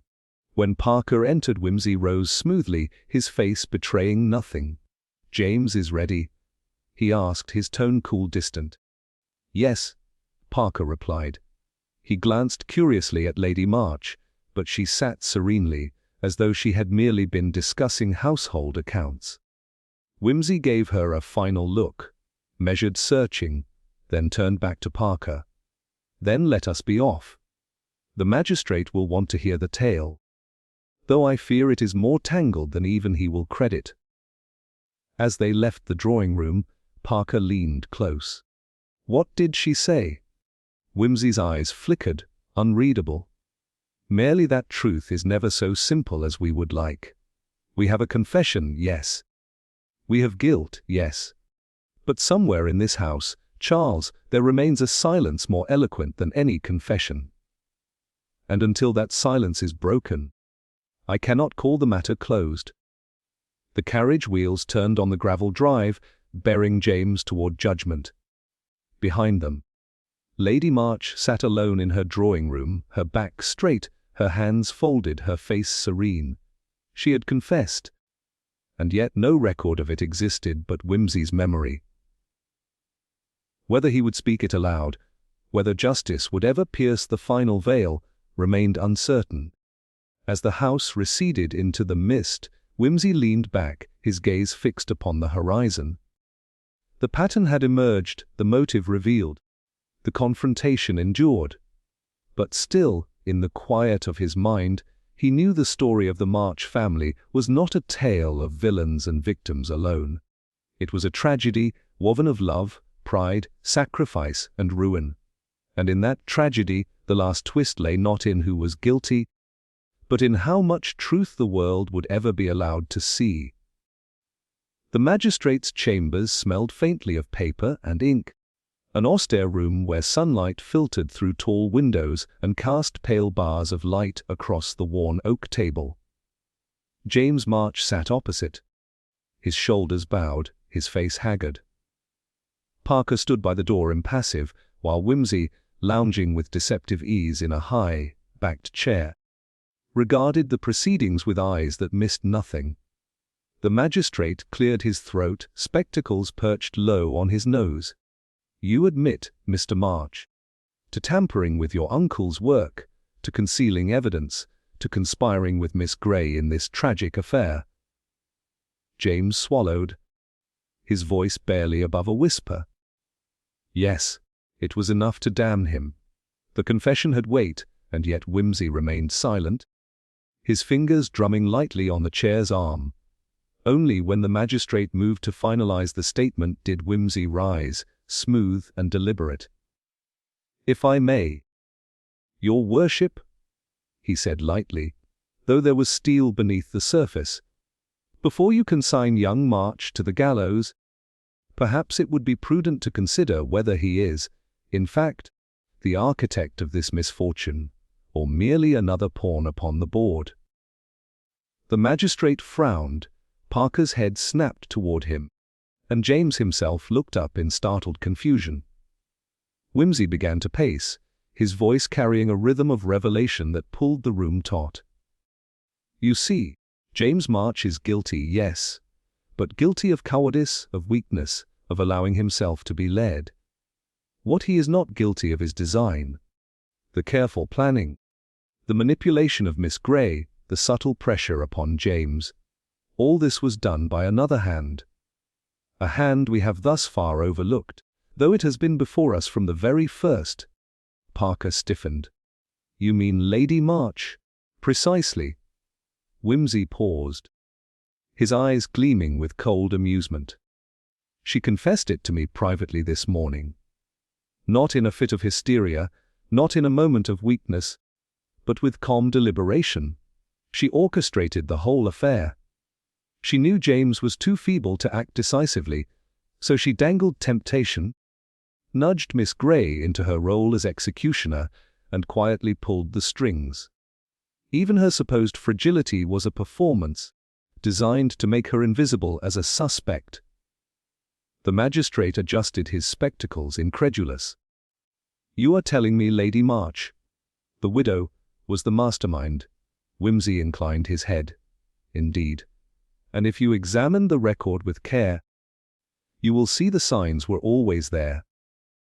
Who first raised the alarm that night? Who ensured the servants were dispersed at the crucial hour? Who alone had access to Reginald's private correspondence, which mysteriously vanished before Parker and I could examine it? Each detail, small on its own, forms a pattern unmistakable once you connect them. A pattern only she could have drawn." James was staring now, his lips parted, horror dawning as realization struck. "Mother," he whispered. Whimsy's tone softened, though it lost none of its precision. "She did it for you, James. Or so she told herself. She wished to preserve the March name, to save her son from disgrace, even if it meant blood and ruin. She believed sacrifice of truth was a noble act.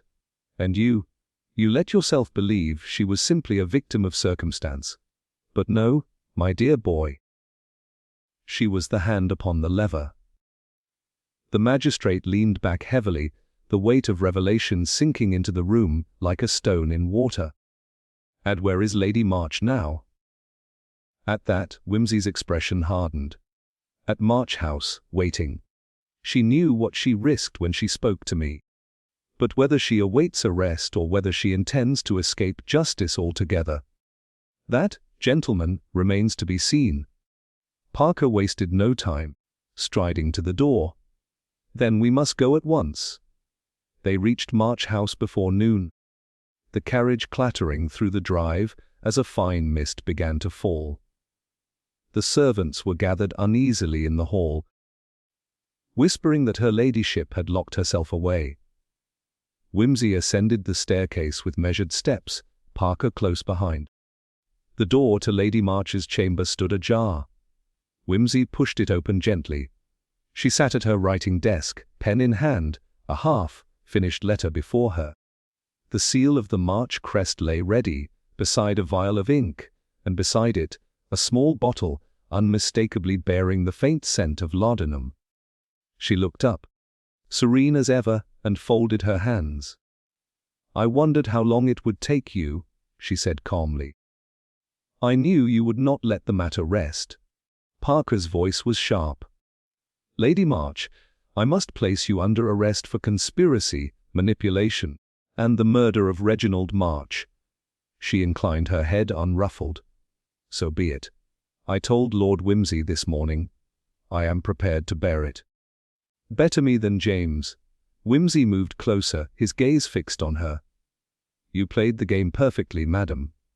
But you miscalculated one thing. That I would be content with a half-truth. You wished James to be spared, But justice cannot be portioned out according to sentiment. It demands the full measure. Her lips curved faintly. Justice, or cruelty dressed as law. She reached slowly for the letter, sliding it toward him. I leave the choice to you, Lord Whimsy. Expose me, and the March name dies in disgrace. Remain silent, and James takes the burden, sparing the family but condemning himself. You, above all men, understand that sometimes the neatest solution is not the truest. Whimsy took the letter, scanning the graceful script, a confession, elegant and unflinching, signed with her hand. He folded it carefully, his expression unreadable. Outside, the sound of wheels on gravel announced Parker's men arriving to escort her. Lady March rose, gathering her shawl about her shoulders, and allowed herself to be led from the room without protest. She walked like a queen to her fate, her head high, her step unbroken. Later, when the house had fallen silent again, Parker confronted Whimsy in the study. You knew she'd confess. You knew all along. Why didn't you tell me sooner? Whimsy lit a cigarette, the smoke curling lazily upward. Because, Charles, I needed her to seal her own fate. Without her confession it would always remain suspicion. Now the record is complete. And James? He will face his own judgment. Weakness is no crime, but cowardice has consequences.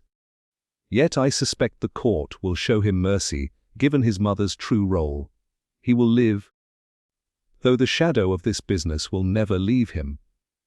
Parker nodded slowly, though his face was troubled. And do you call that justice? Whimsy exhaled, the cigarette glowing briefly in the dim light. Justice, my dear fellow, is seldom clean. It is a patchwork thing stitched from law, conscience, and the frailties of men. Lady March believed she had saved her son. In truth, she has destroyed him more utterly than any gallows. That, I fear, is justice enough. The clock struck, each chime echoing through the hollow rooms of March House. The case was over, the truth revealed, but in the silence that followed, Whimsy felt no triumph. Only the uneasy knowledge that sometimes justice was served, and sometimes it merely slipped through one's fingers, leaving only the bitter taste of ashes where certainty should have been. The rain had thickened by the time Whimsy and Parker left March House. The gravel path darkened to a glistening black ribbon beneath their feet. The carriage waited, lanterns casting soft halos into the mist. Whimsy paused at the threshold, gloved hand resting on the polished rail, and turned one last look at the mansion behind them. Its windows glowed faintly, but the house seemed drained, hollowed by the weight of truth. For all its grandeur, it had the air of a tomb. Inside the carriage, silence pressed between them for several minutes, broken only by the steady clop of hooves and the muffled roll of wheels. Parker sat rigid, staring out at the blurred hedgerows. Whimsy, by contrast, leaned back, cigarette glowing faintly, though his eyes were sharp, fixed on some unseen point in his thoughts. At last Parker spoke. It should feel finished. Lady March in custody? James spared the noose, yet I can't shake the sense that something still lies unsettled. Whimsy exhaled slowly. You are not wrong. The broad strokes are true enough. The hand behind the curtain revealed, the pieces fitted into place. And yet, he tapped ash into the tray with absent precision. There are threads still dangling, like stitches left loose. Threads that trouble me. Parker turned to him. Such as the letter, for one. Whimsy's voice was almost musing. Her confession was clear. Yes, but curiously so. Too polished, too complete. A narrative shaped to satisfy the court, rather than the messy truth I have come to expect in human affairs. She claimed she orchestrated everything, but certain timings, certain details. No, they do not align as neatly as she would have us believe. You mean she lied, even in confession? Perhaps not a lie, perhaps an omission. She admitted to arranging much of it. Yes, but she spoke nothing of the missing correspondence that Reginald received in the weeks before his death. Letters vanished from his study, letters we assumed she destroyed. Yet in her account, they were never mentioned, and James, poor fool, swore he had never seen them either. Whimsy's eyes narrowed. Which begs the question, where are they now? The rain beat harder on the carriage roof, as though to punctuate his words. Parker frowned. If the letters were not destroyed, then someone still has them. Precisely. Whimsy flicked his cigarette out into the night, watching the spark vanish. And until I know what they contained, I cannot say with certainty that the full truth has been unearthed. They reached London by dawn, weary and damp. Parker went on to file his report, but Whimsy lingered at his flat, surrounded by his books and the comforting clutter of papers, his mind still circling the problem like a hound unwilling to leave a scent. He spread before him the notes he had kept, sketches of the crime scene, statements from the servants, fragments of conversations, each a tile in the mosaic. It was then his eye fell upon a small envelope, slipped unnoticed into the stack. His brows rose. The paper bore the March crest, but the handwriting was unfamiliar, sharper, more angular than Lady March's elegant script. He slit it open with a silver knife, unfolding the single sheet within. The message was brief, written in a steady hand. One truth hides another. Seek the red initials in the library. Only then will you see the full hand that played the game. There was no signature. For a long moment Whimsy sat perfectly still, the letter held between his fingers. Then slowly a smile, wry, grim, and amused all at once, tugged at the corner of his mouth. "Eh," he murmured softly, "so the curtain has not yet fallen after all." The day passed in a haze of obligations, yet the letter burned in his pocket, demanding attention. By evening, unable to resist, he returned to March House. Parker had already gone back to Scotland Yard, and the household was subdued. The servants moving like shadows, whispering of their mistress's arrest. In the library, the air was heavy with the scent of dust and leather, rows upon rows of books stretching into dim alcoves.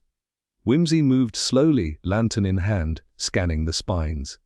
And then, there, a shelf of volumes in red leather, initials gilt upon their bindings. Not R.M. for Reginald March, nor J.M. for James. No, these bore the letters E.V. Whimsy drew one out, the leather stiff, the pages edged with dust. Inside, folded carefully between leaves of dry paper, lay a packet of correspondence bound with a faded ribbon. He loosened it, and his eyes flicked swiftly over the words. The letters were not from Lady March. They were from another figure entirely. Edward Venn, a cousin long thought estranged from the family, mentioned only once in passing during the inquiry. His tone was intimate, commanding, filled with veiled threats. He spoke of debts, of secrets long buried, of leverage that Reginald had no means to resist. The final letter ended abruptly. "If you will not comply, then I must see that others do. The bloodline must be preserved, no matter the cost." Whimsy replaced the papers with great care, closing the book as though sealing a coffin. The lines of his face were drawn tight with thought. So, Lady March had not been the only architect. Perhaps she had believed herself the mastermind. Perhaps she had even confessed in earnest, but behind her, another shadow had moved, unseen yet decisive. Edward Venn, the estranged cousin. His hand had shaped the stage upon which Lady March played her part. Whether he acted from ambition, loyalty, or madness remained unclear. As Whimsy stepped back into the corridor, the lantern casting long shadows along the walls, he felt that peculiar shiver that comes not from cold, but from the awareness of depths still unplumbed. Justice had been declared. the case neatly bound for the eyes of the court, but the true heart of the matter lay yet concealed. Outside, the rain had ceased, leaving the night washed clean and sharp. Whimsy drew his coat tighter, stepping into the darkness with brisk resolve. Somewhere, Edward Venn was alive, moving unseen, a new mystery woven into the ruins of the old. And for Lord Peter Wimsey, that was enough. The game was not ended. It had only shifted. Its board reset, its pieces waiting. Another hunt lay ahead, hidden behind the curtain of respectability, and he, as ever, was bound to follow the trail. He lit a cigarette, the smoke curling upward into the damp night, and murmured to himself, "The play is never finished, only paused between acts." With that, he vanished into the London mist, leaving March House behind, an empty shell haunted by truths half spoken and mysteries yet unsolved.